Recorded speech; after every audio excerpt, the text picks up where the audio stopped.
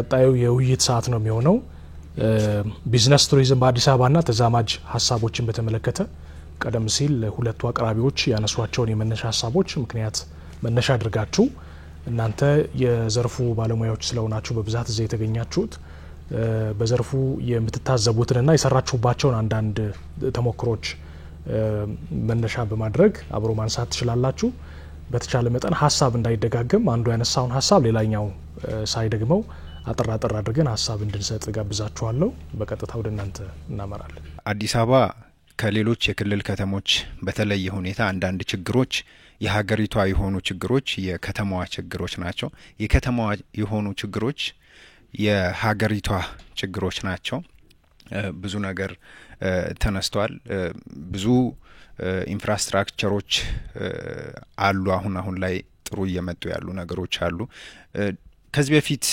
አንዳንድ ምናነሳቸው ነገሮች ነበሩ ለምሳሌ ከተማዋን ከማስተዋወቅ ጋር ከማርኬቲንግ ጋር ምናነሳቸው ነገሮች ነበሩና ግን አንድ ጥያቄ ነበር አሁንም ያ ጥያቄ ምናልባት የሁሉም የከተማዋም ኗሪ እንዲሁም ደግሞ በቱሪዝም ዘርፍ ላይ የተሰማሩ ስቴክሆልደሮች የሚያነሱት ጥያቄ ነውና ማስተዋወቂያ ባለም አቀፍ ደረጃ ማስነገር ማስተዋወቅ የከተማዋን ብራንድ ማስተዋወቅ መልካም ነገር ሆኖ ሳለ በዛ ልክስ በመናስተዋወቀው ልክ ዲማንድ ቢኖር ከተማዋ ላይ ዲማንድ ቢኖር ያንን ሆስት ማድረግ የሚችል አቅም አለ ወይ ከተማዋ ላይ አሁን ኮንቬንሽን ሴንተሮች አሁን ላይ ምናልባት ከ5 ከ6 ወይም ከ10 አመት በፊት የከተማው በጣም ዋና ሄዴክ ወይም ደግሞ ችግር ብለን የምናነሳው ነገር በተወሰነ ደረጃ ተቀርፏል አዲስ አበባ ምናልባት ኮምፓሪሽን ወይም ኮምፔር ለማድረግ በጣም ይከብዳል ላይክ ኪጋሊ ወይም ሌሎች የአፍሪካ ከተሞች ጋር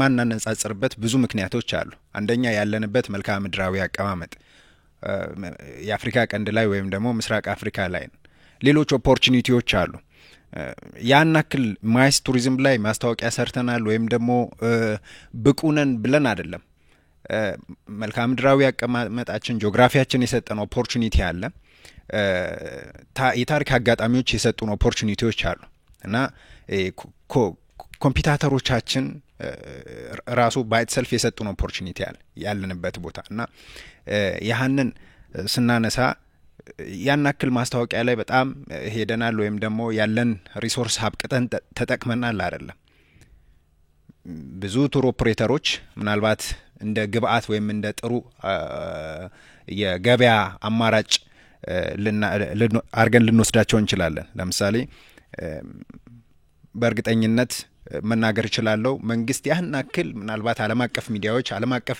ቭሎገሮችን ተጠቅሞ ከተማዋን ወይም ደግሞ ሀገሪቷን አስተዋውቋል የሚል ነገር በእርግጠኝነት እንትንምለው ነገር የለኝም የማነሳው ነገር የለም ግን ምንድነው መሰረተ ልማቶች አሉ ቱር ኦፕሬተሮቻችን ወይም ደግሞ ማይስ ላይ የሚሰሩ ትልልቅ ተቋማቶች ከተማዋንም ሀገሪቷንም የማስተዋወቅ ነገር በዛ ልክ ዲማንዶች ወይም ደግሞ አውትካሞች አግኝተናል ባንልም ያለንበት ቦታ ያለንበት ጂኦግራፊካል ኤሪያ በአንጻራዊ የተሻለን በመሆናችን ለምሳሌ ኢሴን አፍሪካ ህብረትን ሌሎቹን እነዚህ አመታዊ ኢቨንቶችን ፑል ፑሽ ፋክተራቸው ብዙ የሆኑ ኢቨንቶችን ከተማዋን አስተዋውቋታል ወይም ደግሞ ለከተማዋ መልካም አጋጣሚን ፈጥሯል እና ከዚህ ከፕሮሞሽን ከብራንድ ፕሮሞሽን ወይም ደግሞ ከከተማዋ ከማስተዋወቅ አንፃር ብቻ ነው ሐሳቢን ለማንሳት መሞክረውና ምናልባት አሁን ላይ ሳውዲ አረቢያ ዱባይ በጣም አመታዊ ትልልቅ ኮንቬንሽን ሴንተሮች እረፍት የለሽ ኢቨንቶች እረፍት የለሽ ማይስ ቱሪዝሞች እንዲሁም ደግሞ ሌሎች እንትኖችን በብዛት እናያለንና ያ ነገር ምን ያህል ጊዜ ምናልባት ሐላፊዎች ሊያነሱት ይችላሉ ምን ያህል ጊዜ ከተማዋ በዛ መድረክ ላይ ራሷን አስተዋውቃለች ሚድል ኢስት ለአዲስ አበባ በጣም ቅርብ ነች በጣም ትልልቅ የተለያዩ ከተሞች የተለያዩ ሀገራት የሚሳተፉበት ትልልቅ ኮንቬንሽን ማነው ማይስ ኢቨንቶች አሉና እዛ ላይ ምን ያህል ጊዜ ያንን ኢቨንት የከተማዋ ማይስ ቲሞች ታድመውታል፣ ምን ያህል ጊዜ አስተዋውቀውታል እርግጠኛ አይደለሁም። እና ያ በራሱ ያለንበት ጂኦግራፊ አድቫንቴጅ ነው የምንለው ባይት ሰልፍ ራሱ የቻለ ትልቅ ይዞልን የሚመጣ ሌላ ገጸ በረከት አለ። እና ያለን ነገር እጅግ በጣም ነው ከተማዋ ከሀገሪቷ ጋር አያይዛ የምታነሳው ባይት ሰልፍ የከተማዋ ጂኦግራፊካል አቀማመጥ የሀገሪቷ ማዕከል ላይ ነች፣ ለብዙ ነገር የስበት ማዕከል ነች። እና ብዙ ሀገራቶች ወይም ከተሞች ሰምታችሁ ሊሆን ይችላል the most የሚል ቃል ይጠቀማሉ። the most safest, the most cleanest, the most በጣም ብዙ the most ተደርድረው ከተማቸውን ያስተዋውቃሉ። ያንን the most ከተጠቀምን ምናልባት ከአዲስ አበባ ጋር የምናነሳው እጅግ በጣም ፕሌንቲ the most አለ፣ በጣም ብዙ ነገር። እና ከዛ ጋር በተያያዘ ብራንድ ከምን ጋር ነው ይሸጥ ነው ብራንድ የሆነ ፕሮቨርብ አንስተን የሆነ የሰራነውን አብስትራክትን ይዘን ብቻ ነው ወይስ ብራንድ ዊዝ ፕሮዳክት ነው? ምንድነው ያደረግን ያለ ነው? እና ብዙ አይነት ያለንበት ጂኦግራፊካል ሎኬሽን የከተማውንም የሀገሪቷንም እንደ ትልቅ አድቫንቴጅ ልንጠቀመው ይገባል። በመጀመሪያ ሁለቱንም አቅራቢዎች ላቀረቡት ፕሬዘንቴሽን አመሰግናለሁ። የኔ ሀሳብ ምንድነው ያው በቢዝነስ ቱሪዝም ዙሪያ ማለት ነው አዲስ አበባ እንደተባለው በጣም ብዙ እድሎች አሉ። በተለይ በአሁን ሰዓት ኢቭን ለነዋሪው ራሱ በጣም ብዙ የጉብኝት ቦታዎችን እያየን ነው ማለት ነው። አዳዲስ ዴስቲኔሽኖች አሉና ይሄ መልካም እድል ነው ብዬ አስባለሁ። ለምሳሌ አሁን የተለያዩ ትሬኒንጎች ወይም ደግሞ የተለያዩ ወርክሾፖች ሚቲንጎች ምናምን ሲኖሩ በብዛት ናሽናል ሙዚየም ይመጣሉ። ናሽናል ሙዚየምን ሳይጎብኝ ማንም የሚሄድ የውጭ ሀገር ጎብኚ ማለት የውጭ ሀገር ዜጋ የለም ማለት ነው። ይህ ምንድነው ሚቲንግም ቢኖርም ጀስት ሉሲን ለማየት ይመጣሉ ማለት ነው። እነሱ እንኳን ባይመጡ ምንድነው የሚደረገው ትሬንዱ ምንድነው ባሉበት ለምሳሌ አሁን ኮንቬንሽን ሴንተር ተከፍቷል። ከዛም በፊት ምንድነው ኤዩ ምናምን ባሉበት ቦታ ኤግዚቢሽኖችን እናዘጋጃለን ማለት ነው፣ እንሄዳለን ማለት ነው እኛ። ስለዚህ ማድረግ ያለብን ምንድነው አንዳንዴ እነሱን እኛ ጋር እስኪመጡ መጠበቅ ሳይሆን ባሉበት መሄድን መቻል አለብን ብዬ አምናለሁኝ ማለት ነው። ከዛ በዘለለ ደግሞ ቆይታቸውን ማራዘም የምንችልባቸው የተለያዩ ኢቨንቶችን መፍጠር። ለምሳሌ ሚቲንግ ሲኖር ይታወቃል ኦልሬዲ ፊክስድ ነው አይደለ ከየት እስከ የት ቀኑ እንደሚደረግ። ስለዚህ ምን ማድረግ አለብን እኛ ተቋማት ኢቨንቶችን መፍጠር አለብን።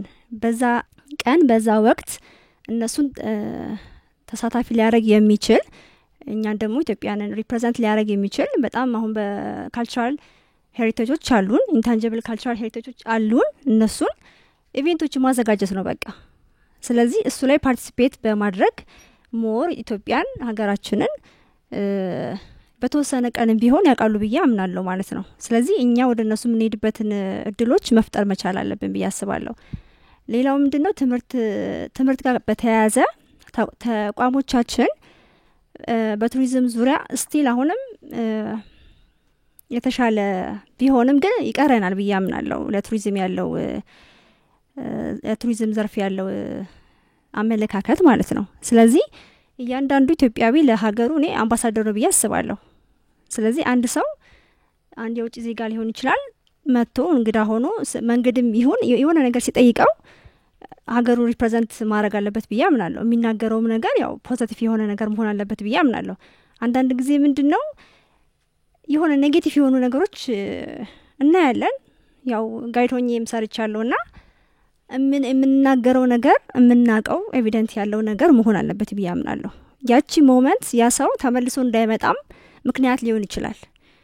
መሆን ያለበት ምንድነው ያቺ ሞመንት ያ ሰው ሌሎቹንም እንግዳዎች ይዞ መምጣት የሚችል ኦፖርቹኒቲ ሊፈጥርልን ስለሚችል እያንዳንዱ ሰው ሀገሩን በመልካም ነገር መገንባት የሚችል መሆን አለበት። ያ ደግሞ የቱሪዝም ሴክተሩ ባለ ድርሻ አካላት ማለት ነው ከፍተኛ የሆነ አስተዋጽኦ በመስጠት ማስተማር አለበት ብዬ አምናለሁ። ሌላው ምንድነው ተቋሞች ደግሞ እርስ በርስ የተቀናጀ አሰራር መስራት ቢችሉ እንደ ዴስቲኔሽን ለምሳሌ ሙዚየሞች ናሽናል ሙዚየም ኦፍ ኢትዮጵያና የአዲስ አበባ ሙዚየም ሊሆን ይችላል ወይም ኢትኖግራፊ ሙዚየም ሊሆን ይችላል ተያያዥ የሆነ ኢቨንቶችን በመፍጠር አንድ ላይ በመስራት እንደዛ በኮንፈረንስ ሊሆን ይችላል የመጡት ጎብኚዎች ሁሉንም አጠቃላይ አይቶ የሚሄዱበት ኢቨንቶችን መፍጠር ቢችሉ አንድ ላይ በህብረት ቢሰሩ የተሻለ በቱሪዝሙ ገቢ የሚኖረናል ብዬ አስባለሁ። አመሰግናለሁ።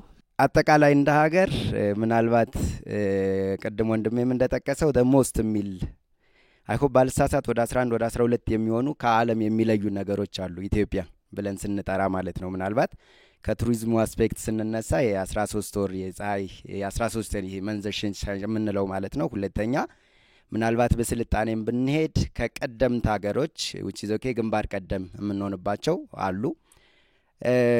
የስልጣኔ ወደ ላይም ነበረ ወደ መሬትም ነበረ ወደ ጎንም ነበረ። እሱን የሚያመላክቱ ደግሞ አጠቃላይ የቱሪዝም ፕሮዳክቶች አሉ አሁን ላይ ዴስቲኔሽኖች ማለት ነው። ለምሳሌ ስልጣኔ አሁን ዱባይ ላይ ኤዥያ ላይ ምናምን ሲነሳ አጠቃላይ ማለት ነው ከቱሪዝም ዋይስ ስንል because አሁን ላይ ተመዝግበው ያሉ ወይም ደግሞ በአለም የቅርስ መዝገብ ላይ የተመዘገቡት አንፃር ስልጣኔ ወደ መሬት ለምሳሌ አይደለ ላሊበላን ስንወስድ ከቱሪዝም ዋይዝ ነው ከቱሪዝም ዋይዝ ወደ ምሳሌ ወደ ውስጥ ነው ዲዛይን የሆነው። ስልጣኔ ወደ ላይ ሰማይ ጠቀስ ፎቆች ምናምን ሌሎች ጋር ደግሞ which is okay like በጣም የሚታዩ በጣም የሚደነቁ ምናደንቃቸው ህንጻዎች ስልጣኔ ለምሳሌ አክሱም ሐውልትን ብናይት which is okay ዲዛይን የተደረገው ወደ ላይ ነው። ምናልባት እንግዲህ አሁንም ከተለያዩ እንትኖች ጋር እንዳታገናኙብኝ ምናልባት ውስጥ ለውስጥ መንገዶች በጣም ሊጎበኙ የሚችሉ በጣም ይሄ የዋው ወርድ ኦኬ ሊያመጡ የሚችሉ በጣም ብዙ ዴስቲኔሽኖች አሉና እነኝን ስንወስድ ቀደምቶች ናቸው። አሁን ላይስ ምን አለ ሲባል ደግሞ ምናልባትም እንግዲህ ያለፉት መንግስታትን በሏቸው የባለድርሻ አካላቶችን በሏቸው ምናልባት በትኩረት ያላዩትና በጥልቀት ያላዩት በተለይ ቱሪዝምን በተመለከተ ማለቴ ነው አሁን ላይ ያለው ከመንግስትም አንፃር አጠቃላይ ትኩረት ተሰጥቶት እንደዚህ ባለሙያዎችን እያገናኘ የተለያዩ መድረኮችን እያመጡ ግልጽ ነው አይደለ ላይክ በዚህ ልክ መሰራቱ በጣም ይሁን የሚያስብል በጣም የሚደነቁ ነገሮች ናቸው። ስለዚህ ከኛ ከባለሙያዎችስ ከባለድርሻ አካላቶችስ ከሚዲያዎችስ ምን ይጠበቃል ካልን ደግሞ እነኚህ የተጀመሩ የቱሪዝም እንቅስቃሴዎችን ግልጽ ነው አይደለ አጠቃላይ ሙያዊ ድጋፍ በማድረግ የመሸጥ ኃላፊነት ደግሞ የሁላችንም ነን። ቅድም ተነስቷል አምባሳደር ነን። አዎ አምባሳደር ነን። ስለዚህ ክልል ላይም ሳይቀር አይደል የተለያዩ ዴስቲኔሽኖች ኦኬ በተለይ እነኚህ የገበታ ለሀገር አጠቃላይ በእያንዳንዱ ክልል የተጀመሩት ግልጽ ነው አይደለ ዴስቲኔሽኖች እነሱን በፍጥነት ተጠናቀው እንዲሁም ደግሞ ሙያዊ ብቃት ባላቸው ሰዎች ቢመሩ የተሻለ ነገር ይሆናል። ወደ ዋና ፍሬ ሐሳቤ ስመጣ ግን የቱሪዝም ፕሮዳክት አጠን አይደለም የተነሱት ነገሮች እንዳሉ ሆነው ማለት ነው። እንግዲህ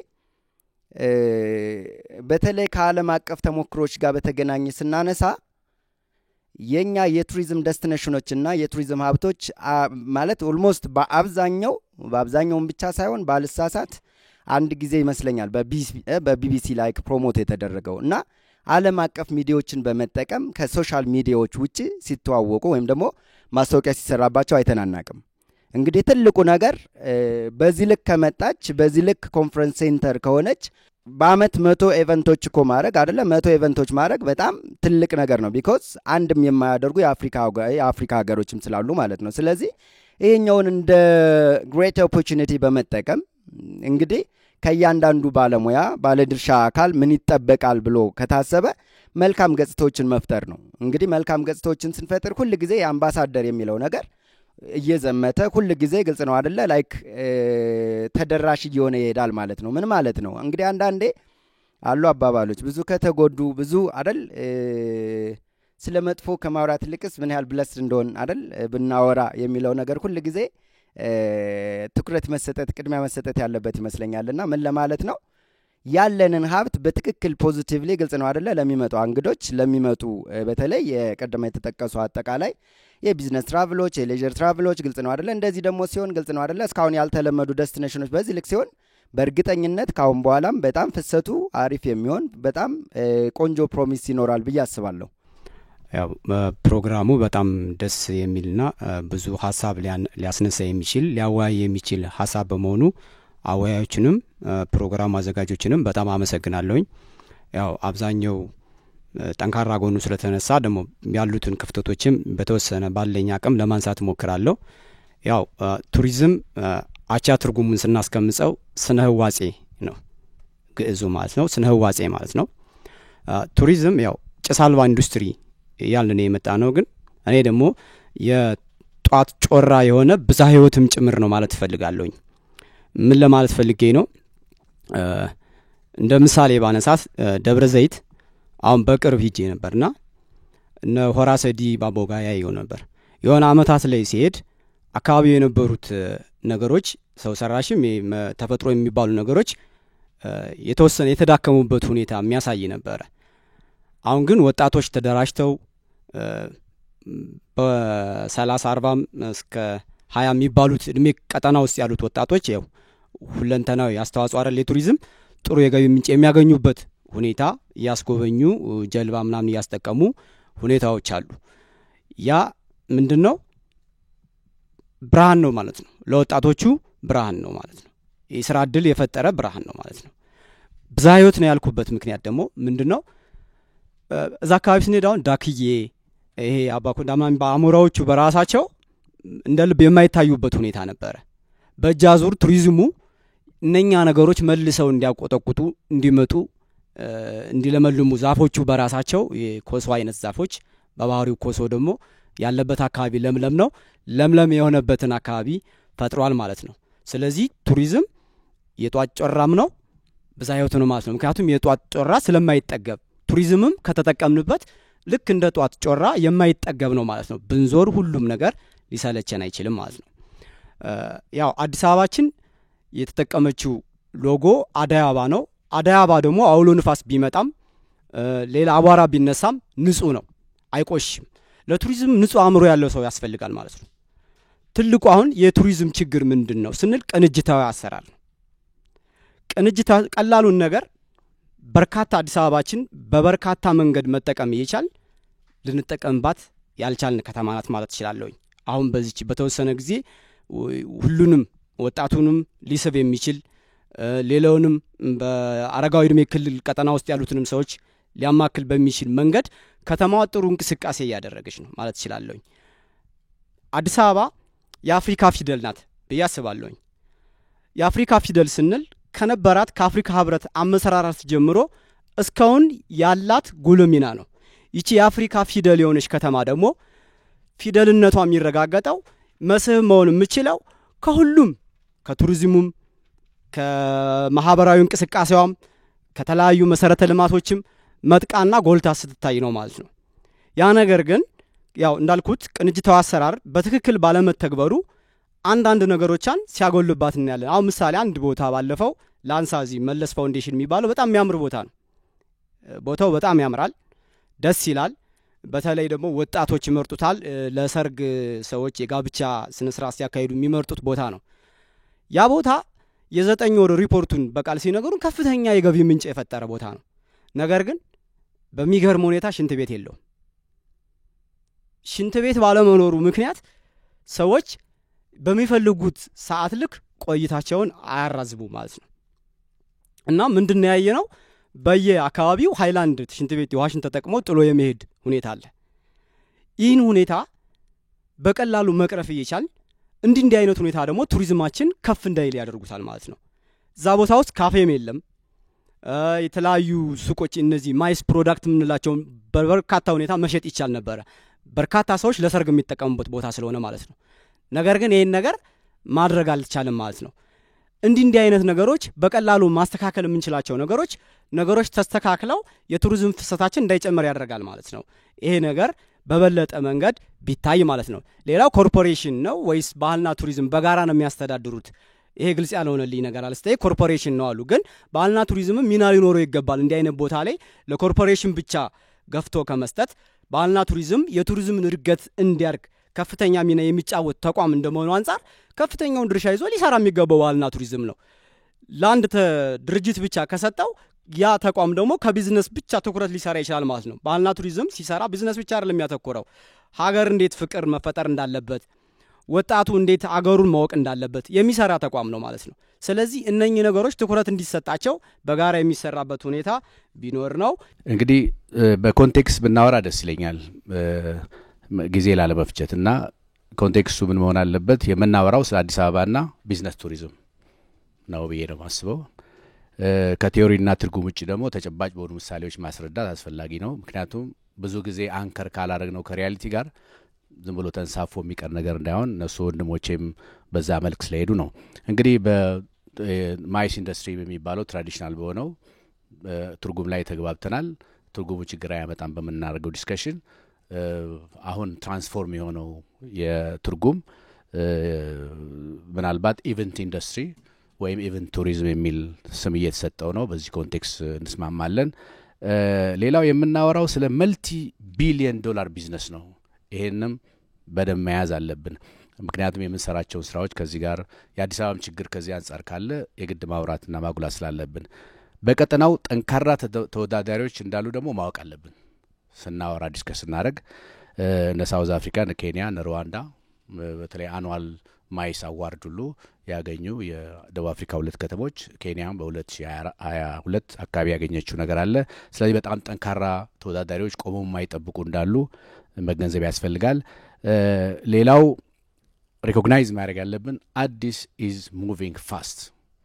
ምንም ጥርጥር የለም። አዲስ አበባ ባለፉት 5 ዓመታት ታይቶ የማይታወቅ ሁኔታ ሁለንተናዊ እድገት አላት።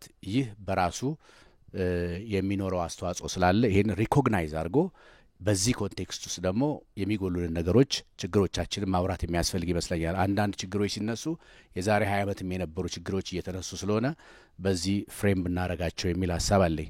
ሌላ ናሽናል ማይስ ስትራቴጂ አለ ነው። እሱ ብቻም ሳይሆን ይሄን የሚያስፈጽም ኮንቬንሽን ቢሮ አለን። ስለዚህ በዚህ ኮንቴክስት ነው የምናወራው፣ ባለቤት ባለው ጉዳይ ላይ ነው። በኋላ እንግዲህ አዲስ አበባ በዚህ በባለቤትነት ጉዳይ ላይ የእሷ ሚና ምንድን ነው የሚለውንም አብሮ ማንሳት ስለሚያስፈልግ እንግዲህ በዚህ ኮንቴክስት የምናወራ ከሆነ አዲስ አበባ ተወዳዳሪ የማይስ ዴስቲኔሽን ወይም ቅድም እንዳለው ኢቨንት ኢንዱስትሪ ዴስቲኔሽን ለማድረግ ካስፈለገ በርካታ ክራይቴሪያዎች አሉ። እዛ ውስጥ አልገባም፣ ብዙዎቹ ተጠቅሰዋል።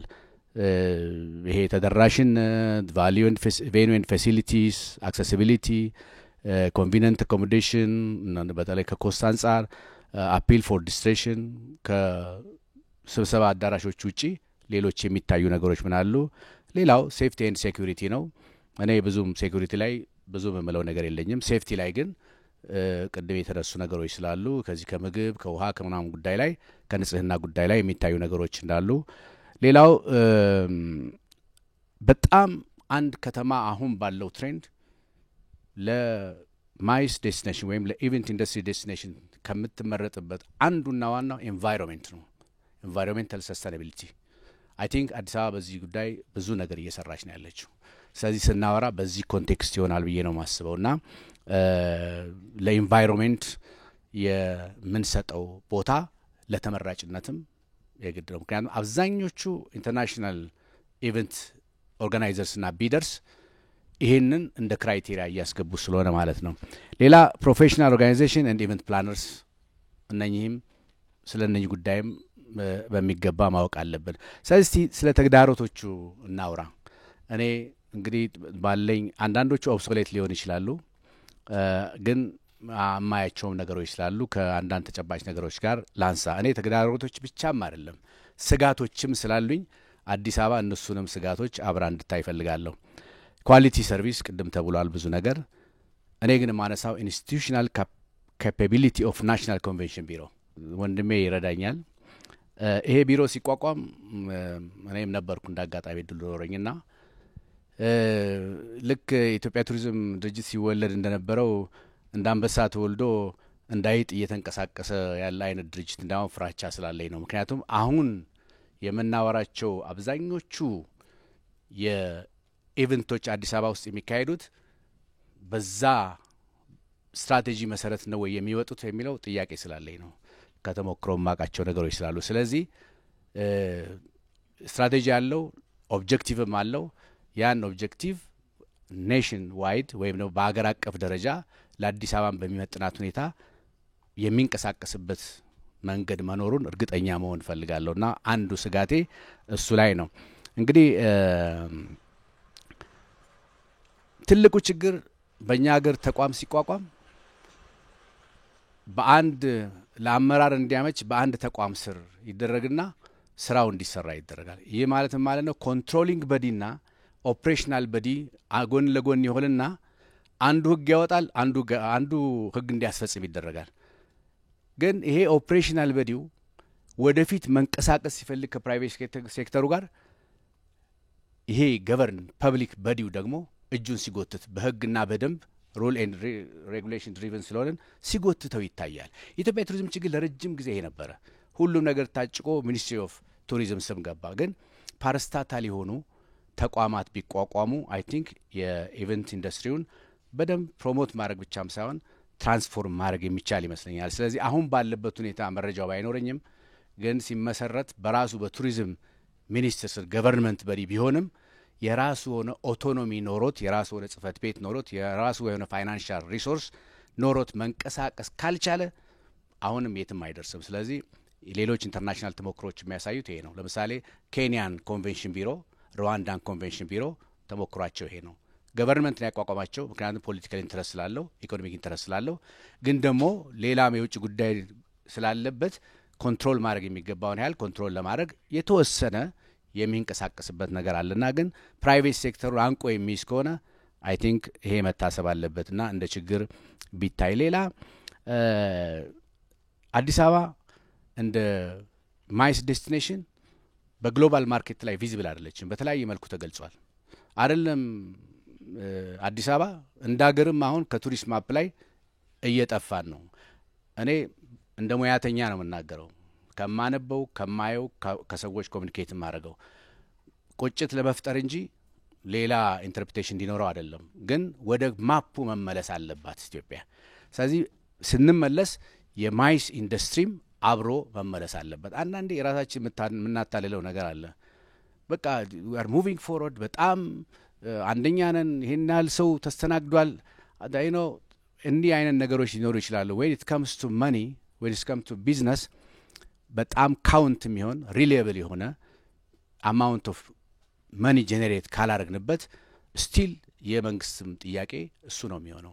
ስለዚህ በዚህ ረገድ አይ ቲንክ የምናረጋቸው እንቅስቃሴዎች በጣም ቪዚቢሊቲን የሚጨምሩ መሆን አለባቸው። ለምሳሌ አይሲሲኤ የሚባል ተቋም አለ። ብዙ ሊረዳኝ ይችላል። ሌሎችም አሉ። እነዚህ ተቋማት ኢንተርናሽናል ሎቢስት ናቸው። በጣም የሚገርመው ልክ ማክዶናልድና ኬኤፍሲ የአሜሪካን ፖለቲክስ በዓለም ላይ እንደተቆጣጠሩት እነኚህም እንደዚሁ ደግሞ የወርልድ ባንክና የሌሎቹን ፋይናንሻል ተቋማት እና የሌሎች ደግሞ የፖለቲካል ኢንትረስት ያላቸውን በዓለም ላይ ጨምድደው የያዙት እነሱ ናቸው።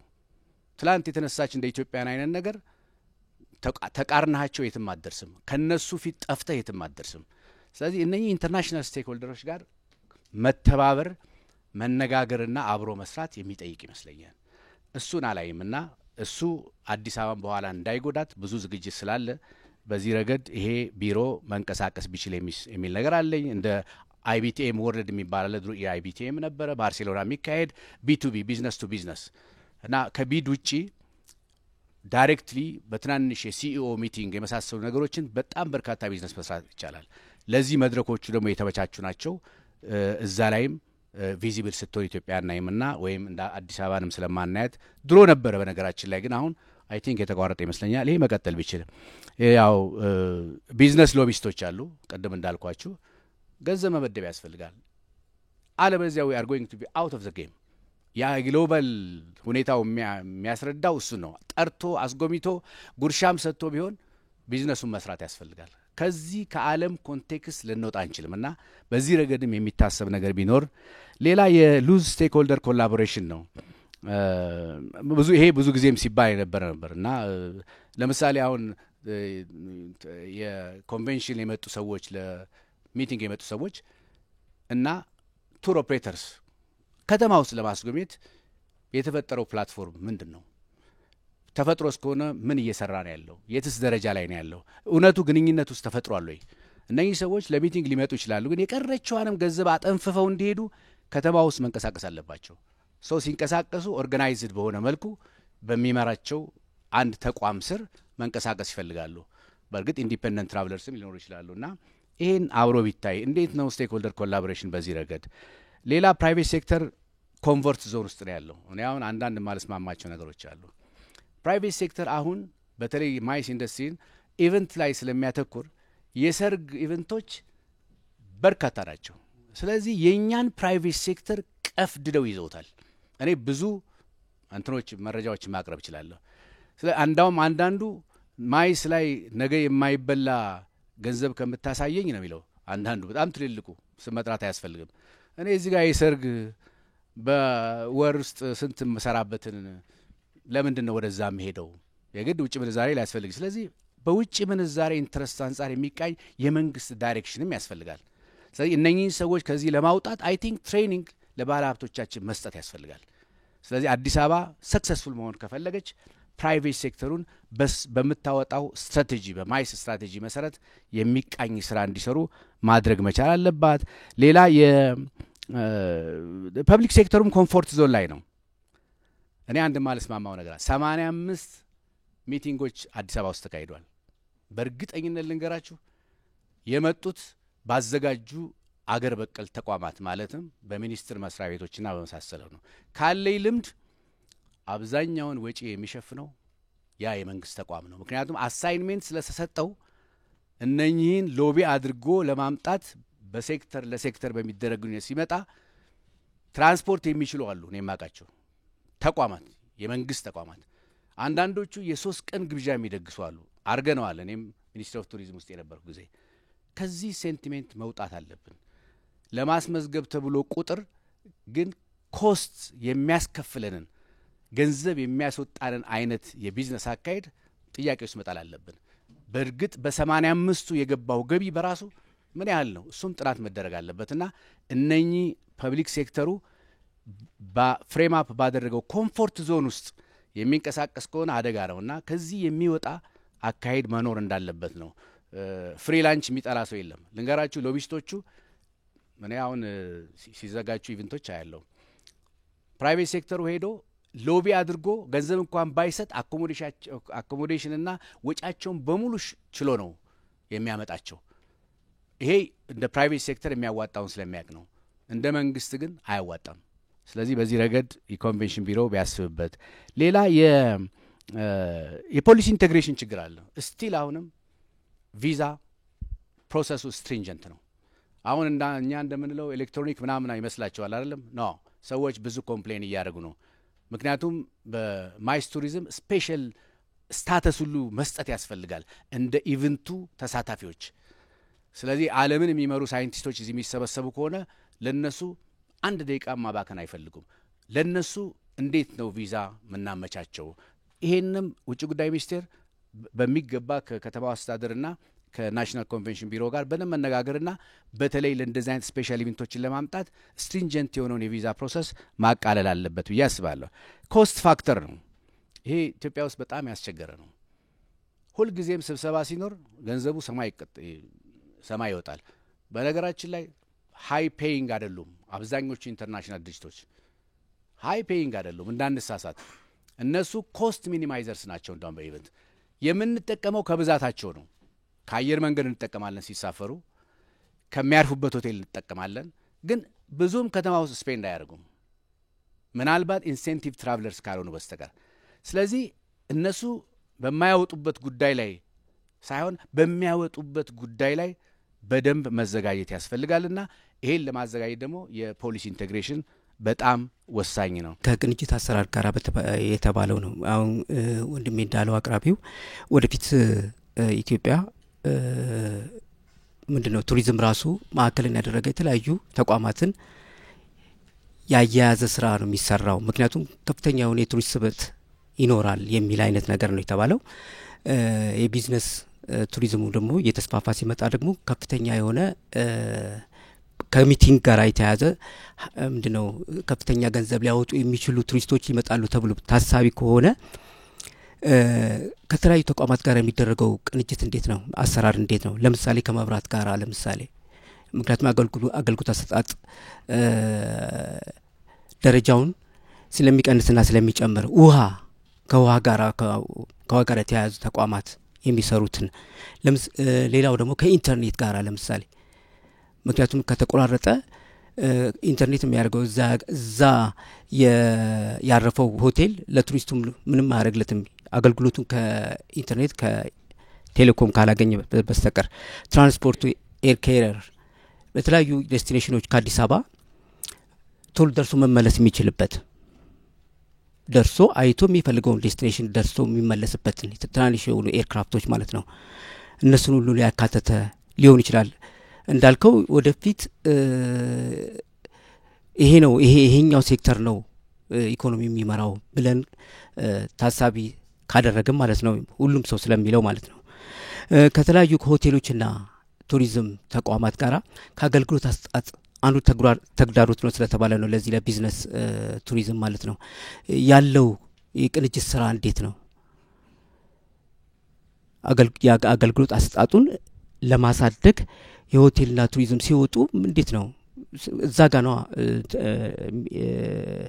በስርዓት ያልተማረ ስታንዳርዱን ያልጠበቀ ትምህርት የተማረ ፑር ኳሊቲ የሆነ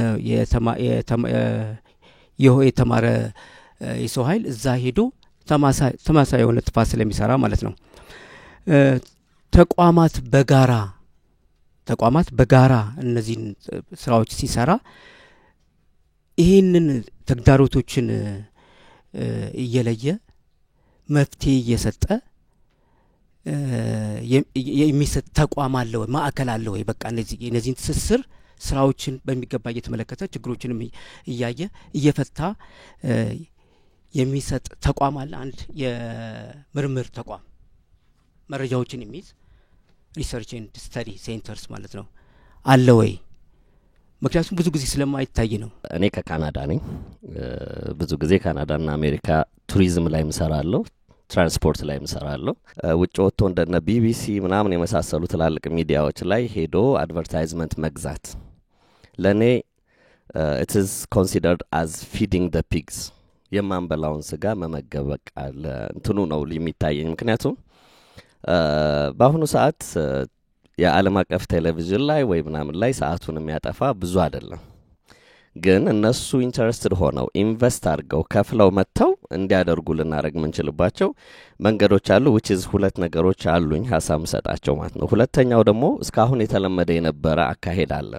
ዓለም አቀፍ ኮንቬንሽኖች በሚዘጋጁበት ጊዜ ውጭ ወጥቶ አዲስ አበባን ወይም ደግሞ የኢትዮጵያን የቱሪዝም አሴት መሸጥ ወይም ማስተዋወቅ አሁን እዛ ቦታ ላይ ብዙ ጊዜ $67,000 $80,000 በዩሮም ይሆናል ይከፈልና ፓርቲሲፔት እናደርጋለን ቱር ኦፕሬተሮች እንላለን ቱር ኦፕሬተሮች እዛ ቦታ ላይ ስቶል ይዘን በመንሰራው እስካሁን የኢትዮጵያ ቱሪዝም የመጣው በዛ ስትራቴጂ ነው which is አላደገም ግን ደግሞ እነዛ ቱር ኦፕሬተሮች የተሳተፉ ደግሞ ከስተመሮች አግኝተው ይዘው መምጣት ችለዋል አሁን ደግሞ የቱሪዝም የማይስ ቱሪዝም ሲመጣ ደግሞ አንድ ጥያቄ ነበረኝን which is አቶ ሲሳይ ያነሳው የመንግስት ድርጅት ራሱ ከራሱ ወጪ አውጥቶ ከፍሎ which is በዚህ ነገር አርጊው ስናረግም ነበር ካቶ ሲሳይ ጋር ከውጭ ሁሉ ጊዜ እንግዶች በዚሁ በቱሪዝሙ ወጪ እንዲሸጡልን በሚል ተጋብዘው ይመጣሉ ተዝናንተውብን ምን ብለውብን ይሄዳሉ ለመሸጥ ሬዲ አይደሉም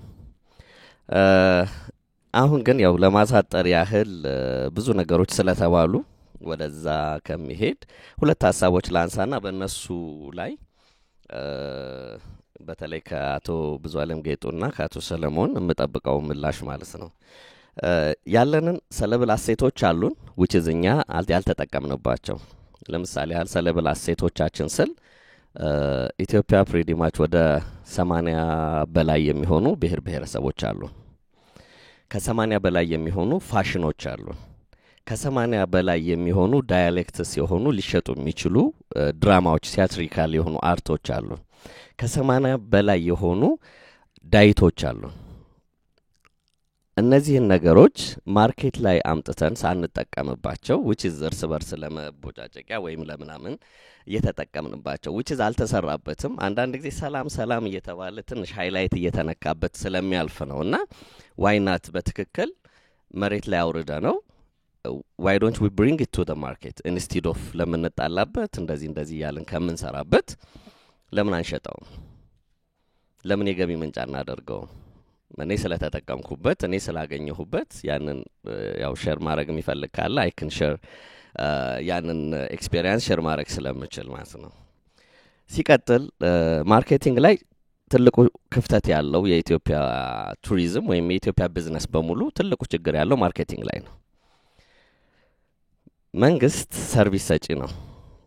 ሰርቪስ የሚሰጥ ድርጅት ውስጥ ማርኬቲንግ ቲም ይቋቋማል። ያ ማርኬቲንግ ቲም አቅሙ ሊሚትድ ነው። ይሄ ማርኬቲንግ ሴክሽን በመንግስት ቁጥጥር ስርም ሆኖ አውትሶርስ ቢደረግና በቢዝነስ ማይንድ ቢታይ፣ ምክንያቱም ያው ቢዝነስ ሴክተሩ አትራፊ ነው፣ ለትርፍ ነው የሚንቀሳቀሰው። የመንግስት ድርጅት ሲሆን ደግሞ ሰርቪስ ነው። አሁን ማርኬቲንግ ዲፓርትመንቱን በተናጠል እያንዳንዱ በተለይ የቱሪዝም ድርጅቶች ማርኬቲንግ ሴክሽናቸውን አውትሶርስ ቢያደርጉት which is የግል ድርጅቶች እኛ ብንሳተፍበት ብንሸጥ። አንድ እንደ ምሳሌ ልንገራችሁና ላቆም። አዲስ አበባ ላይ አሁን ከሚሸጡ ነገሮች ከሁሉ በላይ አየሯ ነው የኢትዮጵያ። ከሁሉ በላይ የሚሸጠው ያለው አትሞስፌር ነው። ያ ደግሞ በምንድነው? እኔ ፐርሰናሊ አረብ ሀገር በጣም ፀሐይ ሲሆን እዚህ ዘንብ ነበር። ዝናብ ላይ እየተደበደብኩ ዝናብ ሸጫለሁ። ፕሪቲ ማች አንድ ግሩፕ አምጥቻለሁ ዝናብ ለማስመታት ብቻ እና ንጹህ አየር ደስ የሚል ቀዝቀዝ ያለ አየር እየተነፈሱ ዝናብ ላይ ለመሯሯጥ ማለት ነው። አሁን ይሄ ሲምፕል የሆነ የማይታይ ግን ሪል የሆነው ነገር ማለት ነው። ከዛ በተረፈ የጉለሌን በተነሳ የመለስ ፋውንዴሽን ከ4 አመት በፊት ምናምን ነው ሶሉሽን ያለው ፖቴንሻል ምናምን በሚል የተጻፉ ነገሮችን አውጥቼ ድጋሚ ያነበብኩ ነበር የጠየቅኩት። ግን የምንጠይቀው ለማን ነው? እዛው ላለ ለመንግስት ሴክተር ነው። ያ ደግሞ ሐሳብ ተሰጥቶት ሐሳቡን አይ በጨረታ ነው ምሸጣው ይላል። በጨረታ ካመጣው እኔ ሐሳቤን በጨረታ ተጫርቼ እንደገና ደግሞ ምናምን አልገባም፣ አልተሰራም። አሁንም አንተም ሄደህ ያየኸው ፓርት ያ ነው። ስለዚህ ሐሳቦች ሲመጡ ከጨረታ ነፃ ይሆኑ ያው ተነጋግረንበት ምናምን ብለንበት ፈጠራው የኔስ ከሆነ ድረስ ሐሳቡ የኔስ ከሆነ ድረስ ለምንድነው እንድጫረት የምገደደው? እነዚህ ነገሮች ከተስተካከሉ believe me ኢትዮጵያ ሌላ ነገር አይደለም። ኮንቬንሽን ሴንተሮቿን ማከራየት አይደለም፣ አየሯንና ያላትን ሪሶርስ ብቻ በመሸጥ ሌላውን ነገር ነው በዛ ብቻ በጣም ትልቅ ፖቴንሻል አለንና እሱ ላይ እናስብበት። አመሰግናለሁ። ከቢዝነስ ቱሪዝም ጋር በተያያዘ ወይም ደግሞ አጠቃላይ የቱሪዝም ዲቨሎፕመንት ጋር በተያያዘ የምናወራው ነገር ምንድነው? ቱሪዝም በባህሪው የሚታወቅበት ባህሪው ሲዝናሊቲ ነው። በቃ ወቅታዊ ነው። የኛ ሀገር በተለይ ደግሞ ከሌሎች ሀገራትም በተለየ መልኩ የሆነ ሰሞን ላይ ከፍተኛ የሆነ የቱሪስት ፍሰት ይኖራል። የሆነ ሰዓት ግን ወይም ደግሞ አብዛኛውን የአመቱን ክፍል ደግሞ ቱሪስቶች የሉ። እንደዚህ አይነት ነገር የሚፈጠር ከሆነ የሚሻለው ነገር ምንድነው? ኢቨንቶችን ማዘጋጀት ነው። እና ኮንቬንሽን ሴንተርስ መቋቋማቸው አንደኛው ሊጠቅመን የሚችለው ወይም ኮንቬንሽን ቢሮ መቋቋሙ ሊጠቅመን የሚችለው ከዚህ አንፃር ነው ብዬ አስባለሁ። ስለዚህ እነዚህን ካደረግን ላይ ቀር ምን ያስፈልገናል ነው ኢቨንቶች የሚካሄዱበት ወይም ደግሞ የሚካሄዱ ኢቨንቶች ምን መቼ ይካሄዳል የሚለው መረጃ በደንብ ተዘጋጅቶ ለቱሪዝም ቢዝነስ ኢንተርፕራይዝስ አስፈላጊው መረጃ የሚደርስበት ፕላትፎርም ወይም ደግሞ አሰራር ቢዘረጋ ሚል እምነት አለኝ። ምክንያቱም ምንድነው አንዳንድ ጊዜ የሆነ ኢቨንት ይካሄዳል የሆነ ቦታ ላይ ብዙ የማህበረሰብ ክፍል ምናልባትም ደግሞ ይሄ በቱሪዝም ዙሪያ ላይ የሚሰሩ የተለያዩ ቱሪዝም ቢዝነስ ኢንተርፕራይዝስ መረጃው የላቸውም። እንደዚህ አይነት ነገሮች ይፈጠሩና ከቤታችሁ ድንገት ወጣችሁ የሆነ ቦታ ስትሄዱ አይ መንገድ ዝግ ነው እንደዚህ አይነት ነገር ስላለ የሚባልበት አጋጣሚ አለ። አሁን ይሁን በዓላት በሚከበሩበት ጊዜ የአዲስ አበባ ከተማ ፖሊስ መረጃዎችን ይሰጣል። በነገው ዕለት ከዚህ ሰዓት እስከ ሰዓት ዝግ የሚሆኑ መንገዶች እንደዚህ በሚሆኑበት ጊዜ በቃ ማህበረሰቡ ሰላም ነው። ምክንያቱም ገና ቀድሞ ተዘጋጅቶ በየት መሄድ እንዳለበት ምን ላይ መሳተፍ እንዳለበት አውቆ የራሱን እቅድ ያወጣል ማለት ነው። እነዚህ ነገሮች ማድረግ የሚቻልበት እድል ስለሚኖር አሁንም ኢቨንቶች ሲዘጋጁ እያንዳንዱ የማህበረሰብ ክፍል ሊሆን ይችላል በተለይ ደግሞ ቱሪዝም ላይ ኤንጌጅ እያደረጉ ያሉ ቱሪዝም ቢዝነስ ኢንተርፕራይዝ መረጃ እንዲኖራቸው ቢደረግ አንዱ የቱሪዝም እንቅስቃሴን ማቀላጠፍ ይቻላል የሚል ነገር አለኝ። ከዚያ ውጭ ምንድነው የሚሆነው? ኢቨንቶች በሚዘጋጁበት ጊዜ ብዙ ጊዜ ምን ይደረጋል? የተለያዩ የቢዝነስ ኢንተረስት ያላቸው ግሩፕስ ወይም ደግሞ ኢንዲቪጁዋልስ እዛ ቦታ ላይ ተገናኝተው ስለ ቢዝነሳቸው ዲሊንግስ ያካሂዳሉ። ለጥምቀት ጎንደር እመጣለሁ እስኪ በዛው ተገናኝተን እንወያይበታለን። እንደዚህ አይነት ነገሮች ናቸው የቢዝነስ እንትኖች እንደዚህ ነው የሚጀመሩት። ስለዚህ ምን ማድረግ ነው የሚቻለው ነው ኢቨንቶችን በተለይ ደግሞ ይሄ ፒክ ሲዝን እና ኦፍ ሲዝን ከምንለው ውስጥ ኦፍ ሲዝን ላይ ኦፍ ሲዝን ላይ ኢቨንቶች በብዛት እንዲካሄዱ ማድረግ። እኛ ሀገር አሁን ብዙ ጊዜ በክረምት ያው ኢንፍራስትራክቸር ጋር በተያያዘ ዝናብ አለ፣ ጎርፍ አለ፣ መንገዱ ምቹ ማይሆንበት፣ መብራት የሚጠፋበት አጋጣሚ ስለሚኖር ብዙ ቱሪስቶች በክረምት መምጣት ፍላጎት የላቸውም። ቢመጡም የተወሰኑ ኤሪያዎች ላይ ጎብኝተው ነው የሚመለሱት። ብዙውን ቦታ ሊጎበኙ አይችሉም ማለት ነው። ስለዚህ አዲስ አበባ ደግሞ አሁን ባለንበት ሁኔታ ላይ እንደ አንድ የቱሪዝም ባለሙያ አዲስ አበባ ካላት የመልማት ጸጋ አንጻር በከፍተኛ ሁኔታ ያላት ቅርስ ብዬ ማስባውን ወይም ደግሞ ልማቱ እያመጣ ያለው የቱሪዝም እድገትን ነው።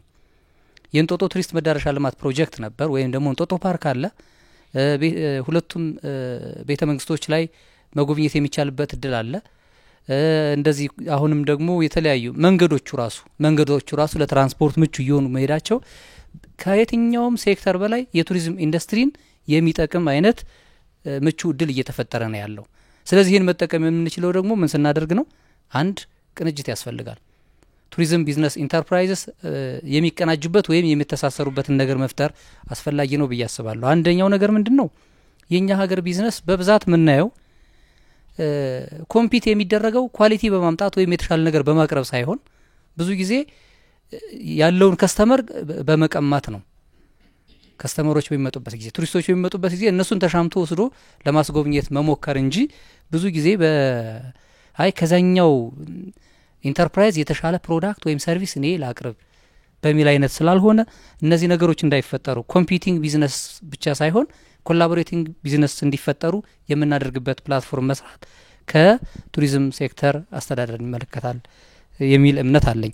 ማይስ ቱሪዝም ወንድሜ ሰለሞን ሲያብራራው እንቅስቃሴ ካለ ቱሪዝም አለ ማለት ነው ብሎ ዲፋይን በሚያደርግ መልኩ ገልጾታል። እንቅስቃሴ ካለ ቱሪዝም አለ።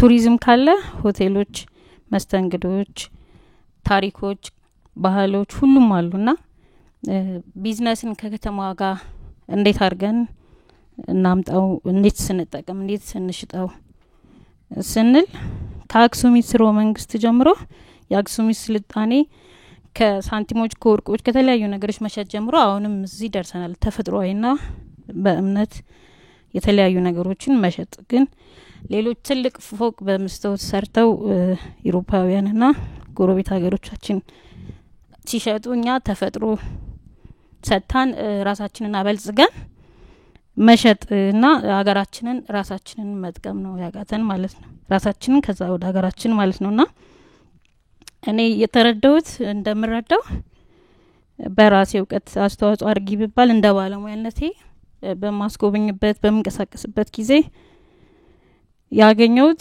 ብዙ ምንሸጣቸው አልፍ የሆኑ ነገሮች እንዲህ ዞር ብለው ሲስቁብንም አይቻቃለሁ ቱሪስቶቹና ብዙ ነገር የሚገርመው ትችሉ ነበር ብሎ ግን ማብራሪያ አይሰጥም። እሱ ተመልሶ መጥቶ መስራት ስለሚፈልግ ነው መሰለኝ እና ወይም አላቅም።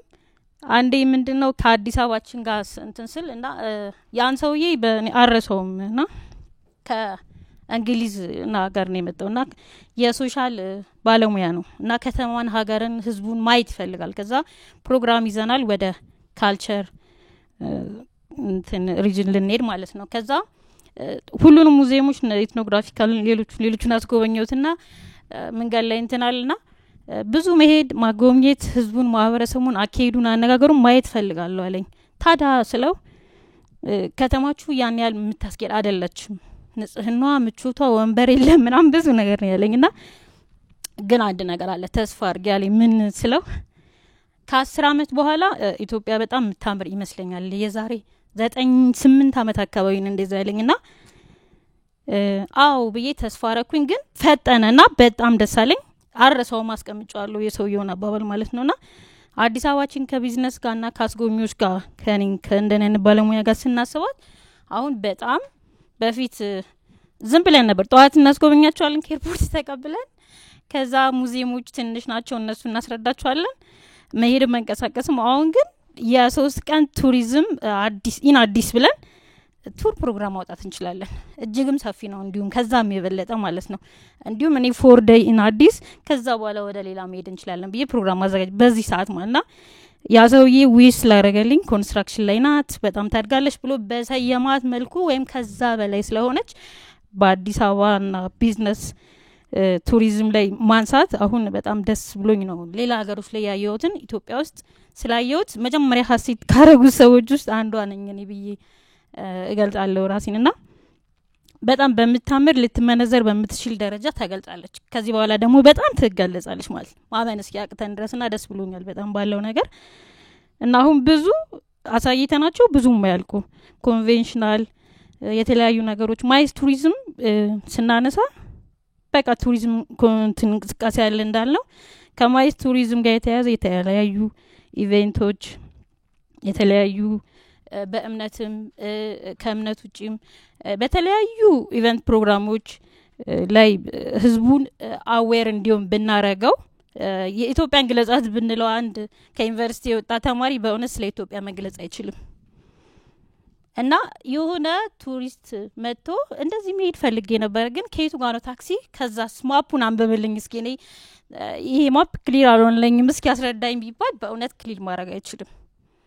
በእውነት ራሳችን ራሱ እኔ ራሱ ቱሪስት ጋይድ ነኝ ከጋይዶቻችን ራሱ በደንብ አድርገን እስኪ ዲስፕሌይ አድርግልኝ እዚህ ጋር ባጭሩ ብለን 4 ወርዶችን ብቻ ተጠቅመህ ወይም 10 ወይም 100 ብንለው አያረግልን ማንም የኢትዮጵያ እውነት እዚህ ጋር ወንድማችን ወይም አስተማሪያችን መምህር ቢሄባ አቶ ሲሳይ በጣም ብዙ ጊዜ የተሰጋ በዝሞነ ሳዩ ብዙ ቦታዎች ላይ ባያቆም ሲናገር ደስ ይለኛል እና በጣም እናመሰግናለን። ትላልቅ የቱሪዝም ባለሙያዎቹን ሳይ በጣም ነው ማከብረው እንዲሁም ከኔ ጋር ጊዜያቸውን እንዳያጠፉ ብዙ ጊዜ ጥያቄ አልጠይቃቸውም ሌላ መቀበል ያለበት ሰው የነሱን ዕውቀት መውሰድ አለበት ብዬ ስለማስብና በጣም እናመሰግናለን። ብዙ ጊዜ ኤግዚቢሽን በሚካሄድበት ሰዓት አሁን ከቅርብ ጊዜ ወዲህ ማይስ ተደጋግሞ ሲነሳ የቱሪዝም መዳረሻነቱ እየተገለጸ መጣ እንጂ አይታሰብም። በሌሎች ዓለማት ግን ኤግዚቢሽን አለ ማለት የቱሪዝም አንዱ መዳረሻ ሊሆን ይችላል። ከዛ በተጨማሪ አገራችን ውስጥ ያለው ትልቁ ኦፕን ማርኬት መርካቶ ኤግዚቢሽን ማዕከል ውስጥ ሁሉን በአጠቃላይ ሆኖ አንድ ቦታ የሚገኝ ነው። ብናስብበት የኤግዚቢሽን መዳረሻ ይሆናል። ቱሪስቶቹ በሚመጡበት ሰዓት በተለይ ታላላቅ ኤግዚቢሽኖች በሚካሄዱበት ሰዓት ያን ወቅት ጠብቀው ቱሪስቶችን ይዞ ቢመጣ ምንድነው ከየት ነው እንዴት ይካሄዳል የሚለውን ነገር አብሮ ማሰብ ይቻላል። ከዛ በተጨማሪ ኤግዚቢሽን ማዕከልና የገበያ ልማት ድርጅት ተብሎ ሲያሜ ሲኖረው ቅድም የተባሉት የማርኬት እሴቶች በሙሉ አብረውታሉ ማለት ነው። ስለዚህ ከተማው ለከተማው እድገት መዳረሻ የበኩሉን አስተዋጽኦ ያበረክታል ማለት ነው። ኤግዚቢሽን ሲካሄድ ቢዝነስ ቱ ቢዝነስ ይካሄዳል። ኤግዚቢሽን ሲካሄድ ቢዝነስ ኮንፈረንስ ይካሄዳል። ሌሎችም ነገሮች አብረው ይካሄዳሉ። ስለዚህ ሁሉም ተቋማት ከኤግዚቢሽን ጋር ቢያያዙ ብዙ ነገሮችን ማስኬድ ይቻላል። ለምሳሌ ያልቅድም አቶ መልካሙ ብዙ ገጽታለን ማስኬድ እንችላለን። ዝናብ መመታቱንም አንድ ታርጌት ተጠቅሚበታለሁ ሲሉ መስቀል አደባባይ እኮ ያንን ለማድረግ በጣም የሰጠ ቦታ ነው። እነዚህ አይነት ሳቢዎች ካሉ አሁን ኤግዚቢሽን ማዕከሉ በአዲስ መልክ ድሮ በማርኬቲንግ ተይዞ የነበረውን ጊዜው እየሰፋ ዘመኑ እየዘመነ ሲሄድ ብቻውን ኤቨንት ዲፓርትመንት አቋቁሞ እኔ የዛ ክፍል ኃላፊ ሆኜ እየሰራው ነው። ስለዚህ ሁሉም የቱሪስት ድርጅቶችም ሆኑ የቱሪስት ቢሮ እንዲህ አይነት ሐሳቦችን ይዘው ከመጡ በጋራ ማንሰራበት ነገር የለምና እነዚህንም ታሳቢ አድርገን ብንሄድ የከተማው እድገት ከከተማው ቱሪዝም ጋር ከዛም ብሎ አገር አቀፍ መሆኑ ይበልጥ ያዘምነዋልና አብረን መስራት እንችላለን። ማንኛውም ሐሳቡን ይዞ ቢመጣ ዝግ ሳይሆን ክፍት ሆኖ በጋራ መስራት ይቻላልና ለዚሁ የከተማውን አስተዋጽኦ በራሱ ያበረክታል። በአሁን ሰዓት ኢትዮጵያ ውስጥ ቱሪዝም ወይ ቱሪስት ለማምጣት ያለው ችግር በጣም ገበያችን በጣም ውድ ነው የሚባለው። ስንተነትነው ከሆቴልም አኳያ ከኤርፖርትም ወይ ደግሞ ከፍላይትም አኳያ the most expensive ነው እየተባለን ያለ ነው።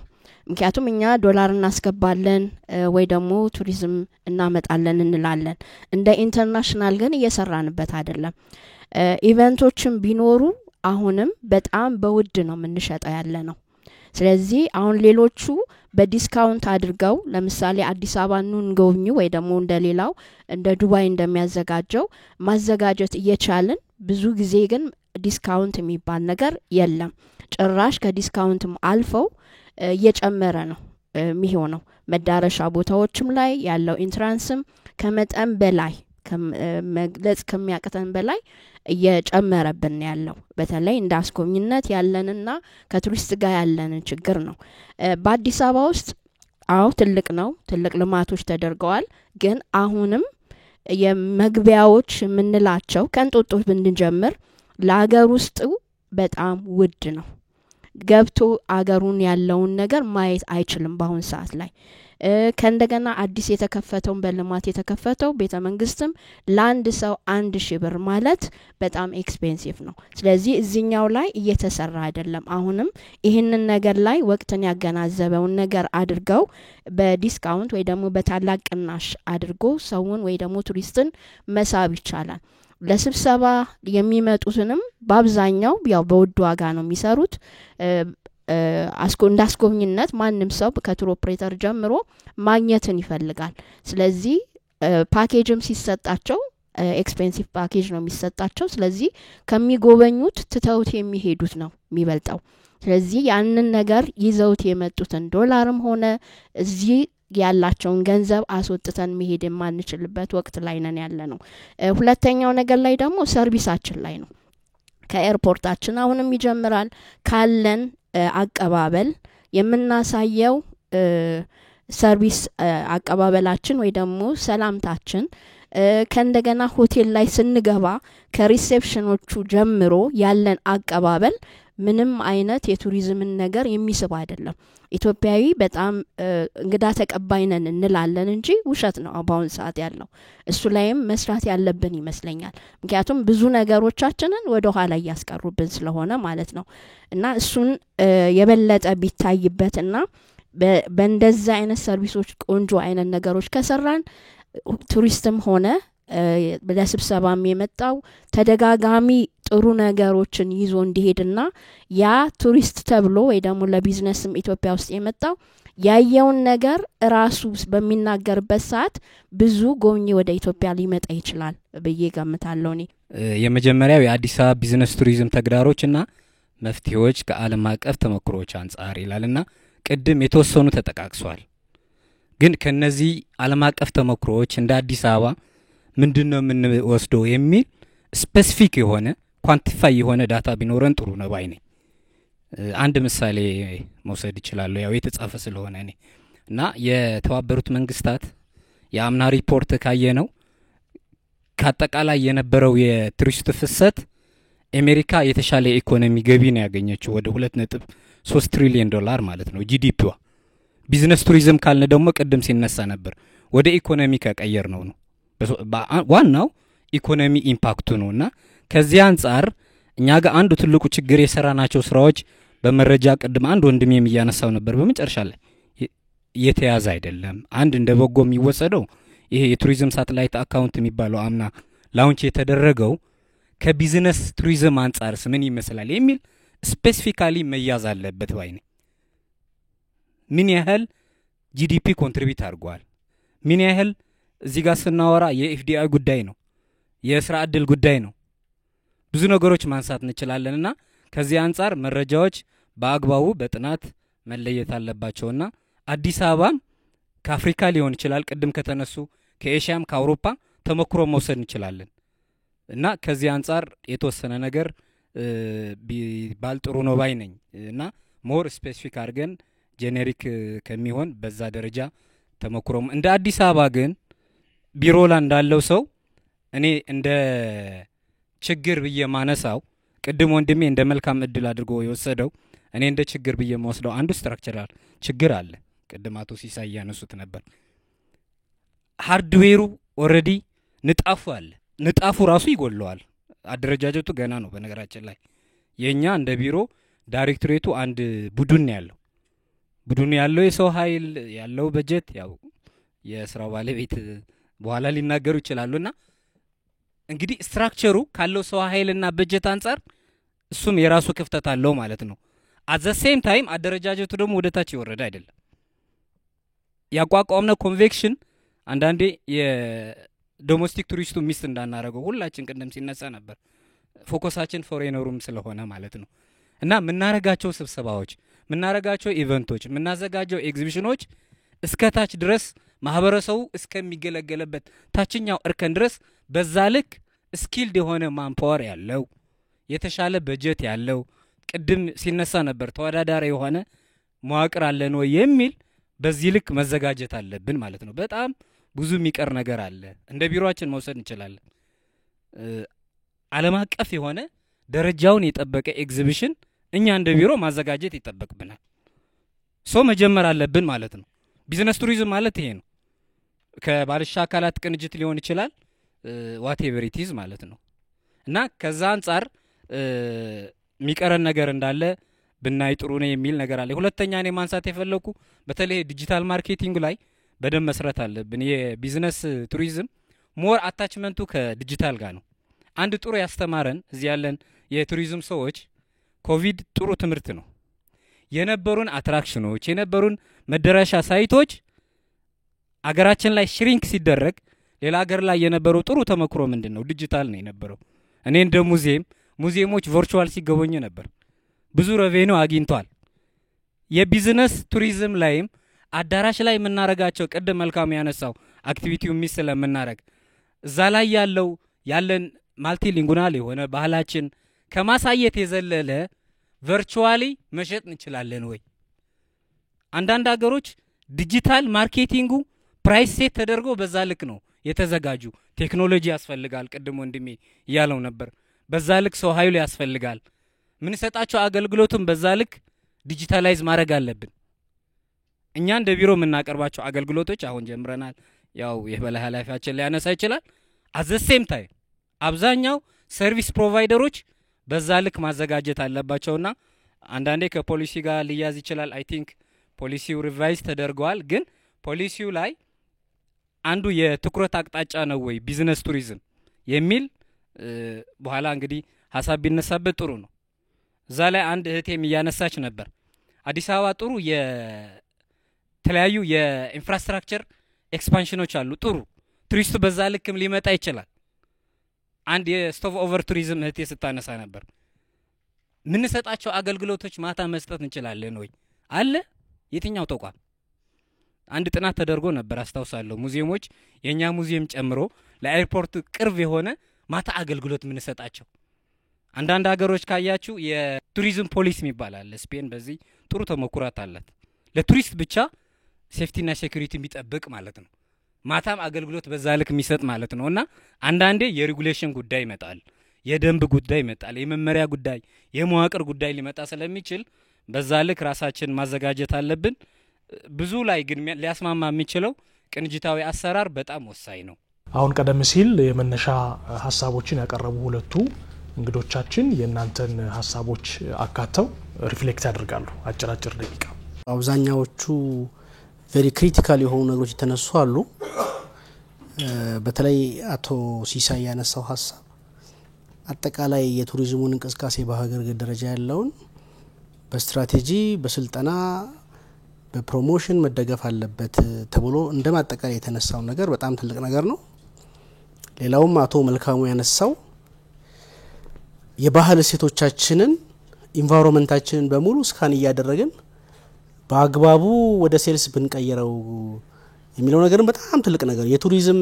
እድገት መገለጫው አንዱ ማንኛውንም ባህል ማንኛውንም ካልቸር ማንኛውንም ሶሻል እሴቶች ወደ ገንዘብ የመቀየር ጉዳይ ነው የቱሪዝም እድገትን ከሚያሰኙት አንዱ ነገሮችና እኛ እንደ ልዩነት ወይ ደግሞ እንደ መጣያ ከመናደርጋቸው በእያንዳንዱ አካባቢ ላይ ያለን ባህል የማህበራዊ መስተጋብር ጭፈራ አበላል አለባበስ እነዚህን በሙሉ በሚገባው ሌቭል ፕሮሞት እየተደረጉ ቢሸጡ ተጨማሪ በረከቶች ያመጣሉና ይሄም ትልቅ የሚሰመርበት ጉዳይ ነው ሌላው በተደጋጋሚ የተነሳው የዚህ ቅንጅታዊ አሰራር ነው እሱ በጣም ሊሰራበት ይገባል እንደ አዲስ አበባ አሁን አዲስ ቱሪዝም ፎረም የሚል ፎረም በመቋቋም ላይ ያለው የነዚህን ሁሉ ባለድርሻ አካላት በጋራ በማወያየት ተጨማሪ የሆኑ የቱሪዝም ማሻሻያ ለውጦችን ለማድረግ እንዲመች ተብሎ የሚቋቋም ፎረም እንዳለ መረጃው አለኝ ሌላ ከትምህርትና ስልጠና አንጻር ኳሊቲ ሰርቪስ ለመስጠት በየትኛው መስክ ሆቴል ላይ የሚሆን ቱሪዝም ላይ የሰለጠነ ባለሙያ ትክክለኛ መረጃ ያለው ባለሙያ እንግዶችን በአክብሮት እና በሙያ ደግፎ ማቆየት የሚችል ባለሙያ ላይም ከፍተኛ ክፍተት አለ። እሱ ላይም በጣም መሰራት አለበት። ዋጋም ተነስቷል። በጣም የተጋነኑ ዋጋዎች አሉ። እሱም እንደገና ሪቫይዝ መደረግ ያለበት ጉዳይ ይመስለኛል። በተረፈ ግን የቢዝነስ ቱሪዝምን ደግሞ ለብቻው እንደ አንድ የቱሪዝም ሴክተር መረጃዎቹን አጠናክሮ በሀገር ላይ ምን አይነት ኢምፓክት አመጣ የሚለውን ወንድሜ እንደነሳው ሳይንሳዊ በሆነ መልኩ መተንተንና ኢምፓክቱን ማወቅ ያስፈልጋል። እነዚህ ሁሉ ትላልቅ ነገሮች ናቸው፣ እንግዲህ የሚሰራባቸው ናቸው። በእኔ በኩል አመሰግናለሁ። አጠቃላይ አሁን ያለንበትና አሁን እያነሳን ያለነው ስናስብ ምን ተፈጥሮ ነበር የሚለውን ጀነራሊ ብናይ ጥሩ ይመስለኛል። እኔ እንደ አጠቃላይ የመጀመሪያው ቱሪዝሙ ሪፎርም ያደረገበትን እይታ ማየት የሚያስፈልግ ይመስለኛል። መጀመሪያ ከነበረበት የዘርፍ ሪፎርም አድርጓል። እንደምታውቁት ሰው በፊት ከነበረበት የማህበራዊ ዘርፍ ወደ ኢኮኖሚ ዘርፍ ሲመጣ ብዙ ነገሮችን ነው የቀየረው። ያ ማለት አሁን የምናወራቸውን እሴቶች ጨምሮ የምናወራቸው ነገሮች በሙሉ ከዛ የመጡ ናቸው። ከዛ በመቀጠል የተበጣጠሱ የቱሪዝም ዘርፎችን አንድ አድርጎ ማምጣት ነው። ምሳሌ አዲስ አበባ እንደ ኪነ ጥበብን አካል አድርጎ እንደ ፕሮዳክት አስቦ ሲሰራ ከዚህ በፊት ከነበረበት ስፔሻል ኮንሲደሬሽን መስጠት ፈልገው ነው ማለት ነው። ሶ እነዚህ ከዚህ በፊት የምታዩት ቅርስ ባለስልጣን በራሱ የሚንቀሳቀስ ነው። የዱር እንስሳት ጥበቃ በራሱ የሚንቀሳቀስ ነው። ቱሪዝም ኢትዮጵያ ቱሪዝም ድርጅት እንደዛው። ይህንን ሁሉ ሰብስቦ ማምጣት በጣም ከባድ ዲሲሽን ነበረ። እሱ ሆኗል። ይሄ አንደኛው የዘርፍ ላይ ለውጥ ነው። ዘርፉ ደግሞ መሸከም ይሄንን ዘርፍ ያመጣነውን ዘርፍ መሸከም የሚችለው ማንፓወር ወይም ስትራክቸር መፍጠር ደግሞ ሌላው ከባዱ ጥያቄ ነው። ዩኒቨርሳል ኤክስፒሪየንሶችን ባማከለ መልኩ ምን ፕሮዳክቶች ላይ መስራት አለበት። ኢትዮጵያ ምን አላት? ስፔሻል ፕሮዳክቶች አሉን። ጂኦተርማል ቱሪዝም፣ ዳርክ ስካይ ቱሪዝም ላይ ልክ እንደ ቢዝነስ ቱሪዝም ስፔሻሊቲ ፕሮዳክት ብለን ልንጠቅሳቸው የምንችላቸው ምናልባትም ቢዝነስ ቱሪዝም የኢምፓክቱ ከፍ በማለቱ ከስፔሻሊቲ ወጥቶ ራሱን ከሌጀር ቱሪዝም ጋር ማፎካከር የደረሰበት ደረጃ ተደርሷል። እነዚህ ለውጦች ናቸው። ያንን ስትራክቸር መሸከም የሚችል ስትራክቸር መፍጠር አንደኛው ስራ ነበር፣ እንደ ሀገር የተሰሩ ስራዎች ማለት ነው። ከዛ ባሻገር እነዚህ ዘርፎች የሚሸከሟቸው ወይ መዳረሻ ልማት ነው ወይ ፕሮሞሽን ነው። እነዚህ ናቸው ጎሎቹ ከጥናትና ምርምርና ከአገልግሎት አሰጣጥ ባሻገር ማለት ነው። የመዳረሻ ልማትን እንደምታውቁት በገበታ ለሸገር አሁን አዲስ አበባ ምናቃት አዲስ አበባ እየተፈጠረችበት ያለው ፕሮጀክት ነው። የወንዝ ዳር ፕሮጀክት አዲስ አበባ ይሄ ቱሪዝሙ ከአንድ ሴክተር ሌላ ሴክተር ሲመጣ ያመጣቸው ለውጦች ናቸው ብሎ መውሰድ ይቻላል። አሁን ያንን አስፍተን ወደ ገበታ ለሀገር ከዛ ወደ ገበታ ለትውልድ መተን አሁን የተለያዩ መዳረሻዎች በመታያቸው መልኩ ህዝቡን በሚያነቃቃ መልኩ ቱሪዝሙ አሁን የሚነሳበት ጥያቄ መሆን ያለብን ደረጃ ላይ አይደለንም ያለነው ነው። ይሄንን መፍጠር ተችሏል። ይሄ ግሎባሊ ግንዛቤ ሊወሰድበት የሚገባ ነው። ከማርኬቲንግ ፕላትፎርም አንጻር አሁን ያለንበት እናንተም እንደምታውቁት የፖስት ትሩዝ ኢራ ነው ወይም ደግሞ ድህረ እውነት ኢራ ነው። በዚህ ዘመን እናንተ ሴኩር ባደረጋችሁት ፕላትፎርም አይደለም ሰዎች የሚረዷችሁ። ሴሌብሪቲዎች፣ ኢንፍሉዌንሰሮች በቃ እነዚህ ተጽዕኖ መፍጠር የሚችሉ ሰዎች እንደፈለጉ የሆነን ፕሮዳክት ዳውንና አፕ ማድረግ የሚችሉበት ሰዓት ላይ ነው። እኛ የምንጠቀማቸው ፕላትፎርሞችን ከስተምሮቻችን ወይም ፕሮዳክቶቻችን ለማስተዋወቅ የምንጠቀምበትን አድማስ ይዩት። booking.com ላይ ሆቴሎቻችን ማስተዋወቅ፣ ኤክስፒዲያ፣ ትሪቫጎ እንደዚህ ላይ ነው የምንሄደው። ግን እነሱ የኛን ኢንተረስት ይጠብቃሉ ወይ ነው? የኛን ኢንተረስት የሚያስጠብቅ ምን ያስፈልጋል ማለት ነው። አሁን ቅድም ስለ ማርኬቲንግ ፕሮሞሽን ይሰራል። ስለዚህ እሱን የሚወክል ኢትዮጵያን ብሎም አፍሪካን መሸከም የሚችል ማርኬት ፕሌስ መፍጠር አስፈላጊ ነበር። ቪዚት ኢትዮጵያ አሁን ኦልሬዲ አይ ቲንክ በቅርብ ላውንች ይደረጋል። እሱ አንደኛው የተሰራ ነው። ሶሻል ሚዲያ እንቅስቃሴ ከገቨርንመንት በኩል እንደምታውቁት የገቨርንመንት ሪሶርስ ሊሚትድ ነው፣ የኢኮኖሚው ግልባጭ ስለሆነ ማለት ነው። ነገር ግን ደግሞ እዚህ ጋር ገቨርንመንት ሊሚትድ ነው ተብሎ ቱሪዝሙ አይተውም። ግን ደግሞ ፕራይቬት ሴክተር ራሱን ለማርኬት አቬል አድርጓል ነው።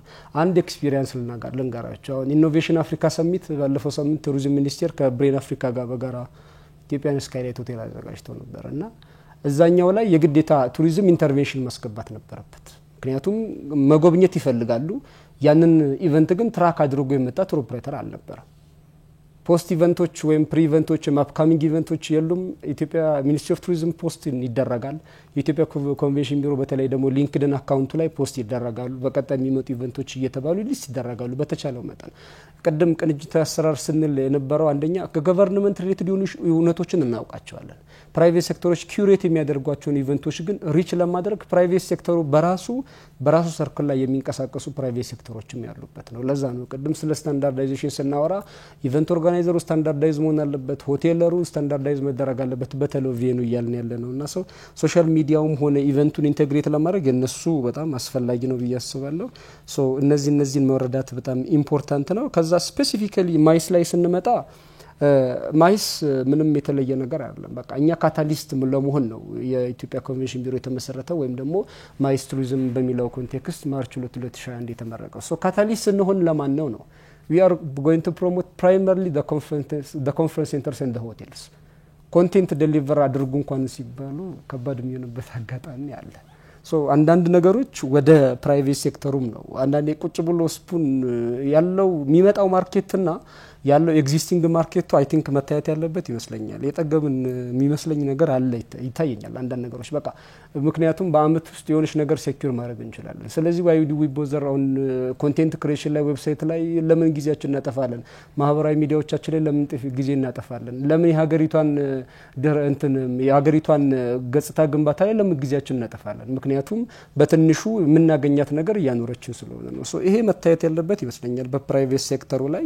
ሌላው ቅድም የተነሳው አንድ ጥሩ ፖይንት አለ። አብዛኞቹ ኢቨንቶች ገቨርንመንት ቤዝድ ናቸው። ለዛ ነው ቅድም ኢንተር ገቨርንመንታል ሚቲንግ ላይ ኢትዮጵያ ውስጥ በአሁኑ ሰዓት በጣም ቀዳሚ ናት ብለን ማስቀመጥ እንችላለን።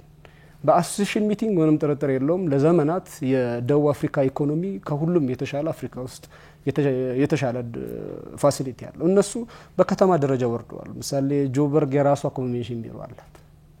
በናሽናል ኮንቬንሽን ቢሮ ደረጃ አይደለም። ሳውዝ አፍሪካ ናሽናል ኮንቬንሽን ቢሮ አለ፣ ሩዋንዳ ኮንቬንሽን ቢሮ አለ። ልክ እንደዛው ደግሞ አንዳንዴ ኢቨንት ቢድ ሲደረግ ሳውዝ አፍሪካ ናሽናል ኮንቬንሽን ቢሮ ከደርባን ኮንቬንሽን ቢሮ ከሌላ ሀገር ለሶስቱ ሁለት ሞሮኮ ሁለት ደቡብ አፍሪካ ኢቨንት የዴስቲኔሽን ማኔጅመንት ካምፓኒ ወይም ኮንቬንሽን ቢሮዎች ከሌላ ኮንቬንሽን ቢሮዎች ላይ ይደርሳሉ። ውድድሩ በጣም ታይት ነው። እዚህ ላይ ለማሸነፍ ደግሞ ከፕራይቬት ሴክተር ጋር መስራት በጣም ኢምፖርታንት ነው። ገቨርንመንት ምንድነው የተወሰደው ነው።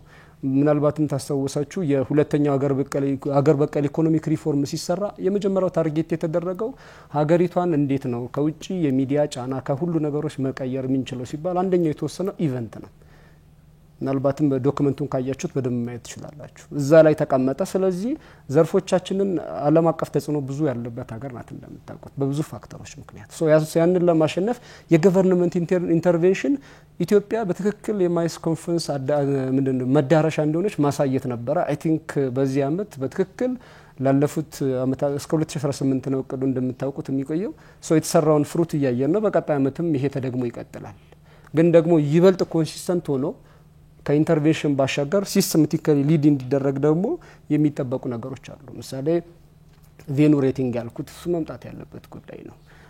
ፕሮፌሽናል ኢቨንት ኤግዚቢሽን ኦርጋናይዘርስ እሱም ልክ እንደዛ መምጣት ያለበት ነው። ቢኮዝ ሰፈር ውስጥ አንድን ኢቨንት በተለይ ፕራይቬት ኢቨንት ብለን የምንጠቅሰው እሱን ማኔጅ ከሚያደርጉ ሰርቪስ ፕሮቫይደርስ ቢዝነስ ኢቨንት ሰርቪስ ፕሮቫይደርስ ዲፈረንት መሆን አለባቸው። ቢኮዝ ከከለር ብራንዲንግ አንጻር ከምንም አንጻር ጥልቀቱ በጣም ያን አንዷ ከለር ትርጓሜ ያላት እኛ ሆስት የምናደርገው አንድ ኤዥያ ካምፓኒ ሲሆንና የአውሮፓ ካምፓኒ ሲሆን ከለሪንጉ ዲፈረንት ነው። ዝም ብላችሁ ቻይናና አሜሪካን እንኳን ወስዳችሁ ብታስቡት የከለሪንግ ኔሚንጋቸው ዲፈረንት ነው። ያንን በጥልቀት ማየት የሚጠይቅ ስለሆነ በዛ ደረጃ የተዘጋጁትን ለቢዝነስ ማዘጋጀት እነሱን ክሬዲት ማድረግ ኢምፖርታንት ነው ብለን እናስባለን። ሌላው ኢቨንቶችን አትራክት ለማድረግ እንግዲህ ኢትዮጵያ ብዙ ሜምበርሺፕ መሆን ይጠበቅባታል። ኮምፒውተሮቻቸውን ለማሸነፍ የኢካ አባል ነበርን። እሱን እየሄድንበት ነው። ሌላው ትሬድን ኤክስፖ እንትን ይደረጋል። ግን እንዳልኳችሁ ናውዴይስ ከንግድ ተሳትፎ አንደኛው አማራጭ ነው። ግን ቤስት አማራጭ አይደለም። አሁን ገበያው ላይ ባለው ፕራይመሪ አይደለም።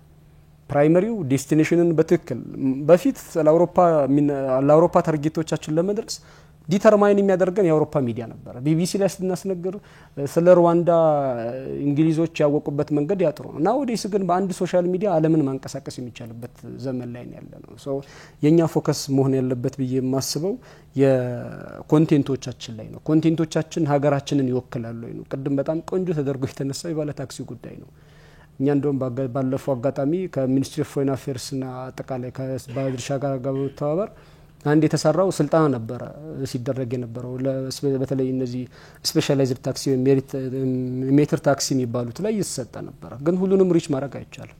ሰው በቀጣይ የሚመጡ ብዙ ትራንስፎርሜሽኖች አሉ። በተለይ እንደ አዲስ አበባ ብዙ የሚጠበቁ ለውጦች አሉ። ኢንተርናሽናል ሲቲ መሆኗን በትክክል እያስመሰከረች ነው። በቀጣይም ደግሞ የታሰቡ ነገሮች አሉ የምታውቋቸው ብዬ አስባለሁ። ሶ እነሱ ሲመጡ ሌላው ኢምፖርታንት ኢሹ ይመለሳል ብዬ አስባለሁ። ሶ ሌላው ቪዛ ነው። ቪዛ አሁን ስፔሲፊካሊ በጣም ለረጅም ጊዜ ጥያቄ ነው። ግን ከዛ ምንድነው የተደረገው? ስፔሲፊካሊ ለኮንፈረንስ የሚሰሩ ኮንፈረንስ ቪዛ ፋሲሊቲ ተመቻችቷል። ሶ ያን ፋሲሊቲ መጠቀም ግዴታ ነው የሚሆነው። አንዳንዴ ደግሞ የቪዛ ኢሹ የናሽናል ሴኩሪቲ ኢሹ መሆኑንም ማስታወስ ያስፈልጋል። ሶ በዛ ልክ ማየትና ምክንያቱም እቺ ሀገር ስትኖር ነው ቱሪዝሙም ሁሉ ነገር የሚኖረው። እሱ ከግምት ውስጥ ገብቶ ከገቨርንመንት ጋር ኮላቦሬት አድርጎ መስራት ኢምፖርታንት ነው። መደገፍ አለመደገፍ ጉዳይ አይደለም። ኢምፖርታንት ኢሹ እዚህ ጋር እኔ የማገኘው ሀገሪቷ ስታገኝ ስለሆነ እንደዛ ብሎ መውሰድ የሚችል ፕራይቬት ሴክተር ከገቨርንመንት ጋር ከማህበራት ጋር ከኮርፖሬት ካምፓኒዎች ጋር መተባበር ይጠበቅብናል ብዬ አስባለሁ። እነዚህን ሁሉ ነገሮችን ስናነሳ ወደ ቢዝነስ ኢቨንቱ የምንመጣበት መንገድ ይሄን ነው። በቃ ቢዝነስ ኢቨንቱ ምንም ጥርጥር የለውም ኢንተር ገቨርንመንታል ሚቲንግን ታርጌት ስለሚያደርግ ግዴታ ገቨርንመንት ኢንቮልቭ ያደርጋል። ኮርፖሬት ካምፓኒዎችን ታርጌት ሲያደርግ ኮርፖሬት ካምፓኒዎች ጋር ይመጣል። እኔ ከናው ኢትዮጵያ ውስጥ ብራንች አለው ኢንተርናሽናሊስ ምን አለው እንትን የሚባል ድርጅት ምን አለው። አሁን ኮርፖሬት ካምፓኒዎች ኢቨንቶችን አትራክት ማድረግ ጀምረዋል። በቂ አይደለም። ኢሪጌሽን ሚኒስትሪ ኦፍ ኢሪጌሽን አፍሪካ ህብረት በነበረበት ፓራላል ላይ የተከናወነው የአዲስ ኢንተርናሽናል ኮንቬንሽን ሴንተርም ልክ እንደዛ ሶስቱም አት ዘ ሴም ታይም ነው እየተከናወኑ ያሉትና አሁን አዲስ አበባ እየፈጠረችው ያለውን አቅም ቅድም ምናልባት ቻሌንጆቹን በደንብ ስጠቅስ ግሎባል ፐርስፔክቲቭን ለማየት ፈልጌ ነው። የኛ ተፎካካሪ አድርጌ ያሰብኩት ጎረቤቶቻችንን ብቻ አይደለም። ግሎባሊ እኛ ሌሎች የደረሱበት ቦታ ለመድረስ ነው እንጂ አዲስ አበባ ያላት ፖቴንሻል የተሰሩ ስራዎች ከዚህም በላይ ድንቅ መሆኑን እንድትረዱ ትፈልጋለሁ። ዞሮ ዞሮ ግን ቅንጅታዊ አሰራር ኢምፖርታንት ነው ብዬ ማጠናቀቅ ፈልጋለሁ። አመሰግናለሁ። እናመሰግናለን። ወደ ማጠቃለያው ነው የምንሄደው። የባህል ቱሪዝምና ኪነ ጥበብ ቢሮ የቱሪዝም ዘርፍ ምክትል ኃላፊ አቶ ሁንዴ የዕለቱን መድረክ ያጠቃልሉልናል። የዛሬው መድረክ በጣም ጥሩ ነበር። እጅግ ቆንጆ ሀሳቦች የተነሱበት ብዙ የፖሊሲ ግብአት የስራ ግብአት የሚሆኑ ሀሳቦች የተነሱባቸው ናቸው። በቅድሚያ አቶ ብዙ አለም እንደዚሁም አቶ ሰለሞን ሙያዊ በሆነ መንገድ አስደግፋችሁ የመነሻ ሀሳብ ብቻም ሳይሆን ግንዛቤ መፍጠር ያህል የቀረበ ጽሁፍ ነው ብዬ ነው የምወስደውና እጅግ በጣም አመስገን ፈልጋለሁ። ከዛ ውጪም ተሳታፊዎች ያነሱት በጣም ክሪቲካል የሆኑ በሀሳብም በጥያቄም የተነሱ ነገሮች አሉ።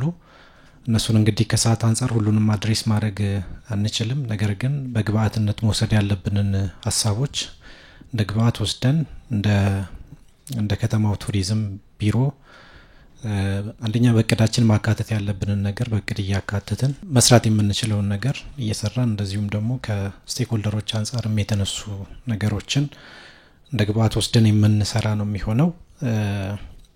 እንግዲህ ዛሬ በእንደዚህ አይነት አጀንዳ ላይ የምንወያየው በተለይ ከቱሪዝም አንፃር እንደዚህ አይነት መድረኮች ለብዙ ጊዜዎች አልነበሩም። ቅድምም ከቤት እንደተነሳው ይህ እድል መመቻቸቱ ጥሩ ነገር ነው።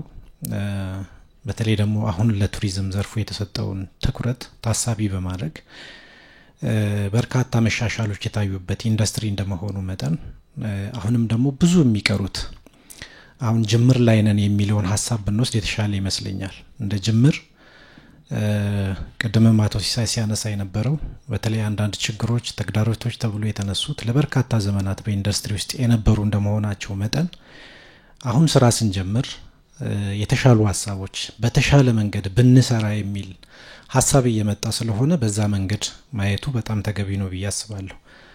እንግዲህ ባለፈው በተለይ ከቱሪዝም መሰረተ ልማት መስፋፋትና ከአገር ውስጥ ቱሪዝም እድገት አንፃር እዚሁ አንድ መድረክ አዘጋጅተን ስንወያይ ቆይተናል። እዛ ላይ ብዙ ማለት አልፈልግም። አሁን ግን በጣም ወቅታዊ የሆነ በከተማችንም እንደ ሀገራችንም መሻሻሎች እድገት እየታየበት ያለ የቱሪዝም ዘርፍ በተለይ ከቢዝነስ ቱሪዝም አንጻር ያሉት ነገሮች እጅግ የሚያበረታቱ ተስፋ የሚሰጡ ወደፊት ደግሞ ከዚህ በላይ መስራት ከቻልን ከዚህ በላይ መጠቀም እንደምንችል የሚያሳዩ በርካታ ነገሮች ናቸው የተነሱት። እውነቱን ለመናገር ከ6 ወር በፊት በተለይ በሀገራችን በዓለም አቀፍና በአህጉር አቀፍ ደረጃ የተደረጉ ሁነቶች 50ና ከዛ በላይ ናቸው ብለን በሚዲያ ስንናገርም ከሚመለከተው ሴክተርም ስንሰማ በዚህ ደረጃ ይሄ ቁጥር እውነት ነው ወይ እስከ ማለት ድረስ ያደርሳል። ይሄ ታይቶ አይታወቅም በሚል ደረጃ ብናይ ጥሩ ነው። አሁን ላይ ደግሞ ከ9 ወር በኋላ አሁን ብዙ ዓለም በሚያነሳው ቁጥር ወደ 80 እና ከዛ በላይ ሆኖ ማየት እጅግ የሚያስደስት ነው። ተስፋ ሰጪም ነው ብሎ መውሰድ ይቻላል። በአመቱ መጨረሻ ላይም ደግሞ እንደዚህ ቁጥሮች ይጨምራሉ ማለት ነው። ይህ እንደተባለው ለበርካታ ሴክተሮች እንደ አሳይመንትም ጭምር ተሰጥቶ ይሄን ማርኬት ወደዚህ ማምጣት እንዲቻል በተሰጠ አቅጣጫ መሰረት እየተሰራ ነው። እንደዚህ ስናደርግ አንዳንድ ዋጋ መክፈል ያለብንን ነገር እየከፈልን መሄዱ ጠቃሚ ነው ብዬ አስባለሁ። እንደተባለው ኢንዱስትሪው የቢዝነስ ኢንዱስትሪ ነው። ገንዘብ ማግኘት እንፈልጋለን፣ ሀብት እንዲመጣ እንፈልጋለን። በዛው መጠን ደግሞ እኛም ኢንቨስት ማድረግ ባለብን ደረጃ ላይ ኢንቨስት ማድረግ እንደ መንግስት ተገቢም ነው ብዬ አስባለሁ። አንዳንድ ኢኒሼቲቮቹን ወስደን ትንሽ መሀል መንገድ እንኳን ባይሆን አንድ ስቴፕ ወደፊት ሄደን የማነቃቃት ስራ ወደዚህ እንዲመጡ የማድረግ ስራዎችን መስራት በጣም ጥሩ ነው። እናንተም እንዳላችሁት እኛም አንዳንዴ እንደዚህ አይነት ዓለም አቀፍ መድረኮች ከተማችን ላይ ሲደረግ በቅርቡ እንኳን የኮሜሳ ሚቲንግ ነበርና ከ200 በላይ ተሳታፊዎች ከተለያዩ አፍሪካ ሀገራት መጥተው እዚህ ከተማችን ቆይተው ነው የተመለሱት።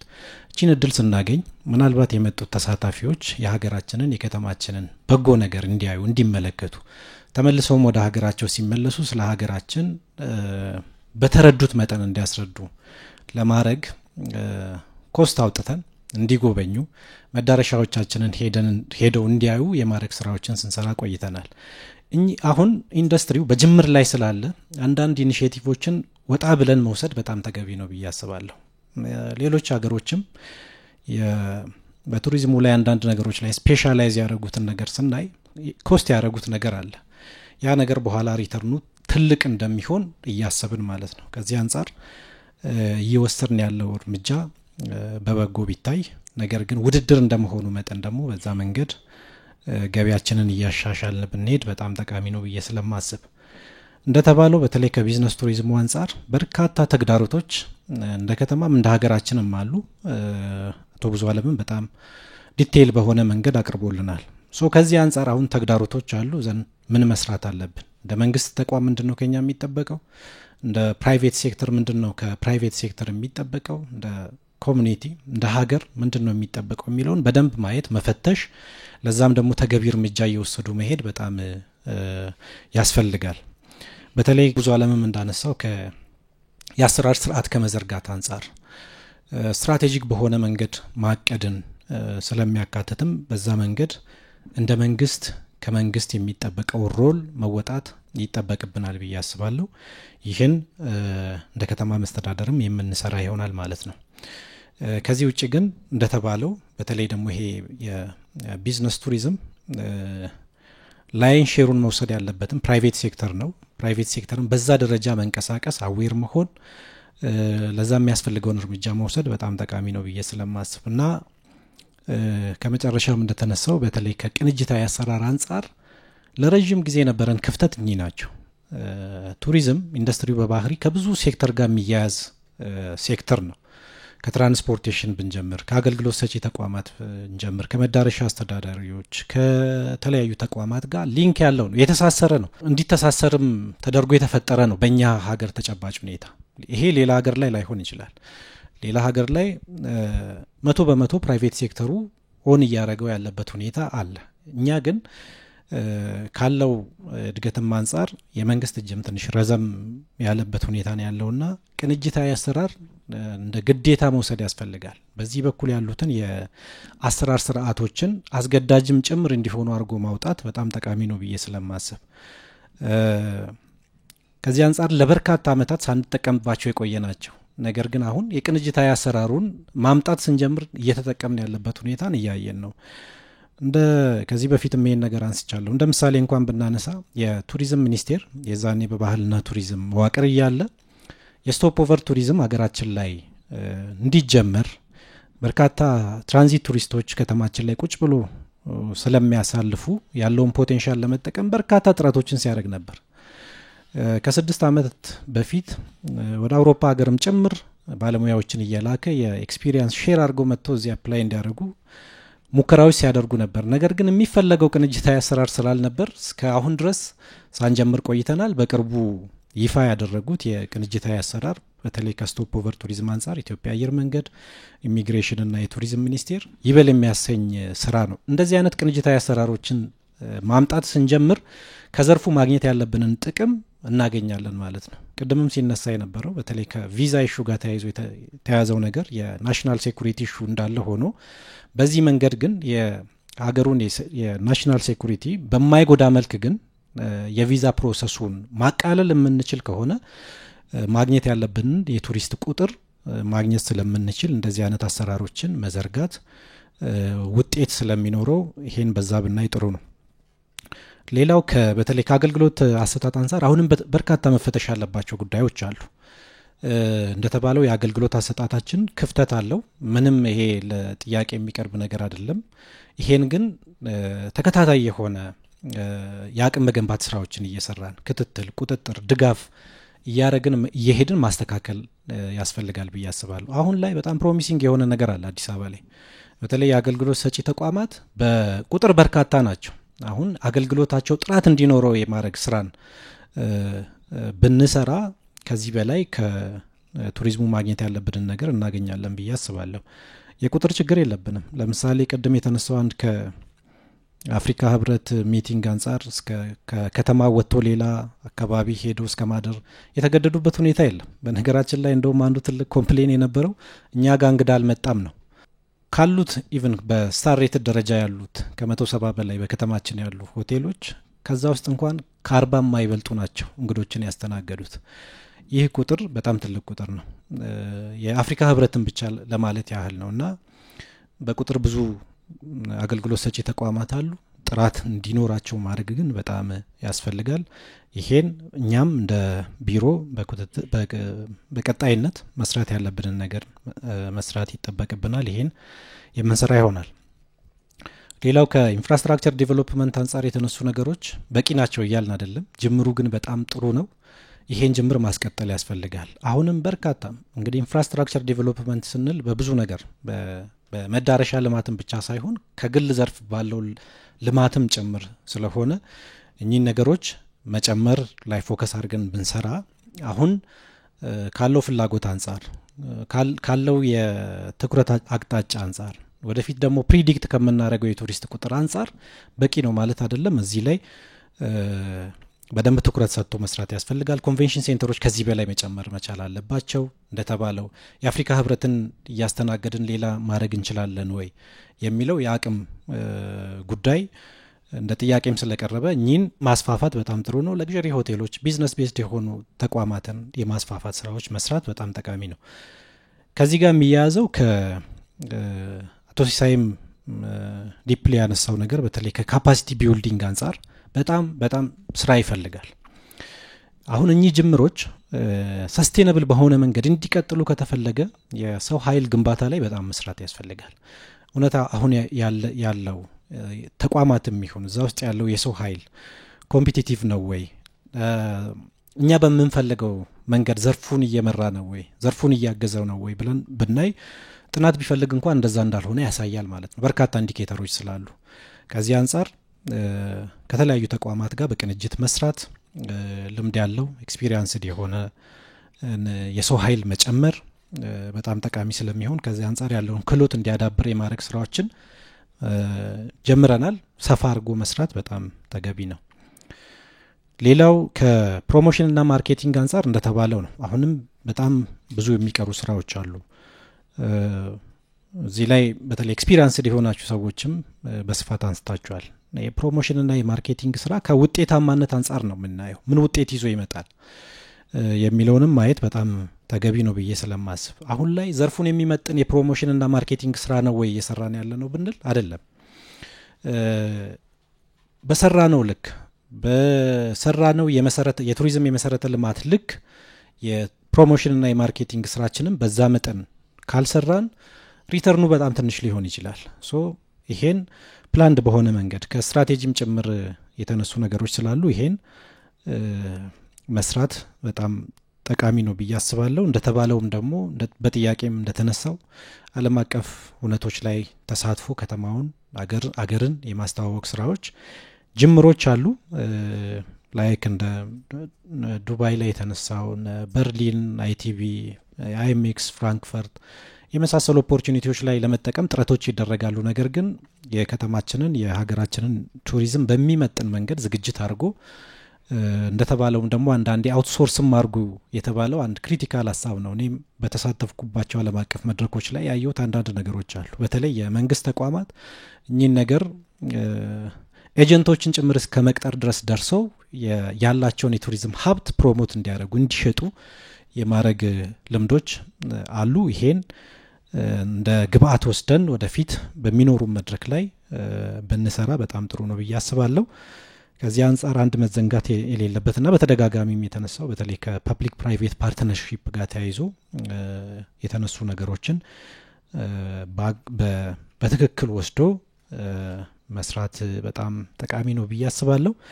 ከዚህ ውጭ ያሉት አይ ቲንክ ሰዓታችንን በጣም እየገደበን ስለሆነ ከቢዝነስ ቱሪዝም ማስፋፋት ለሁለንተናዊ ጥቅም የሚሉት ጥቅሞቹም በደንብ ስለተዘረዘሩ የዚህ ላይ መደጋገም አልፈልግም። ከቤቶች ከተሳታፊም የተነሱ አንዳንድ ጥያቄዎችንም ጭምር እንግዲህ ካለን ሰዓት አንጻር ሪአክት ማድረግ የምችል አይመስለኝም። ሶ ፐርሰናሊም ሌላ ጊዜም ደግሞ የተነሱ ነገሮች ላይ ሪአክት እያደረግን እንሄዳለን።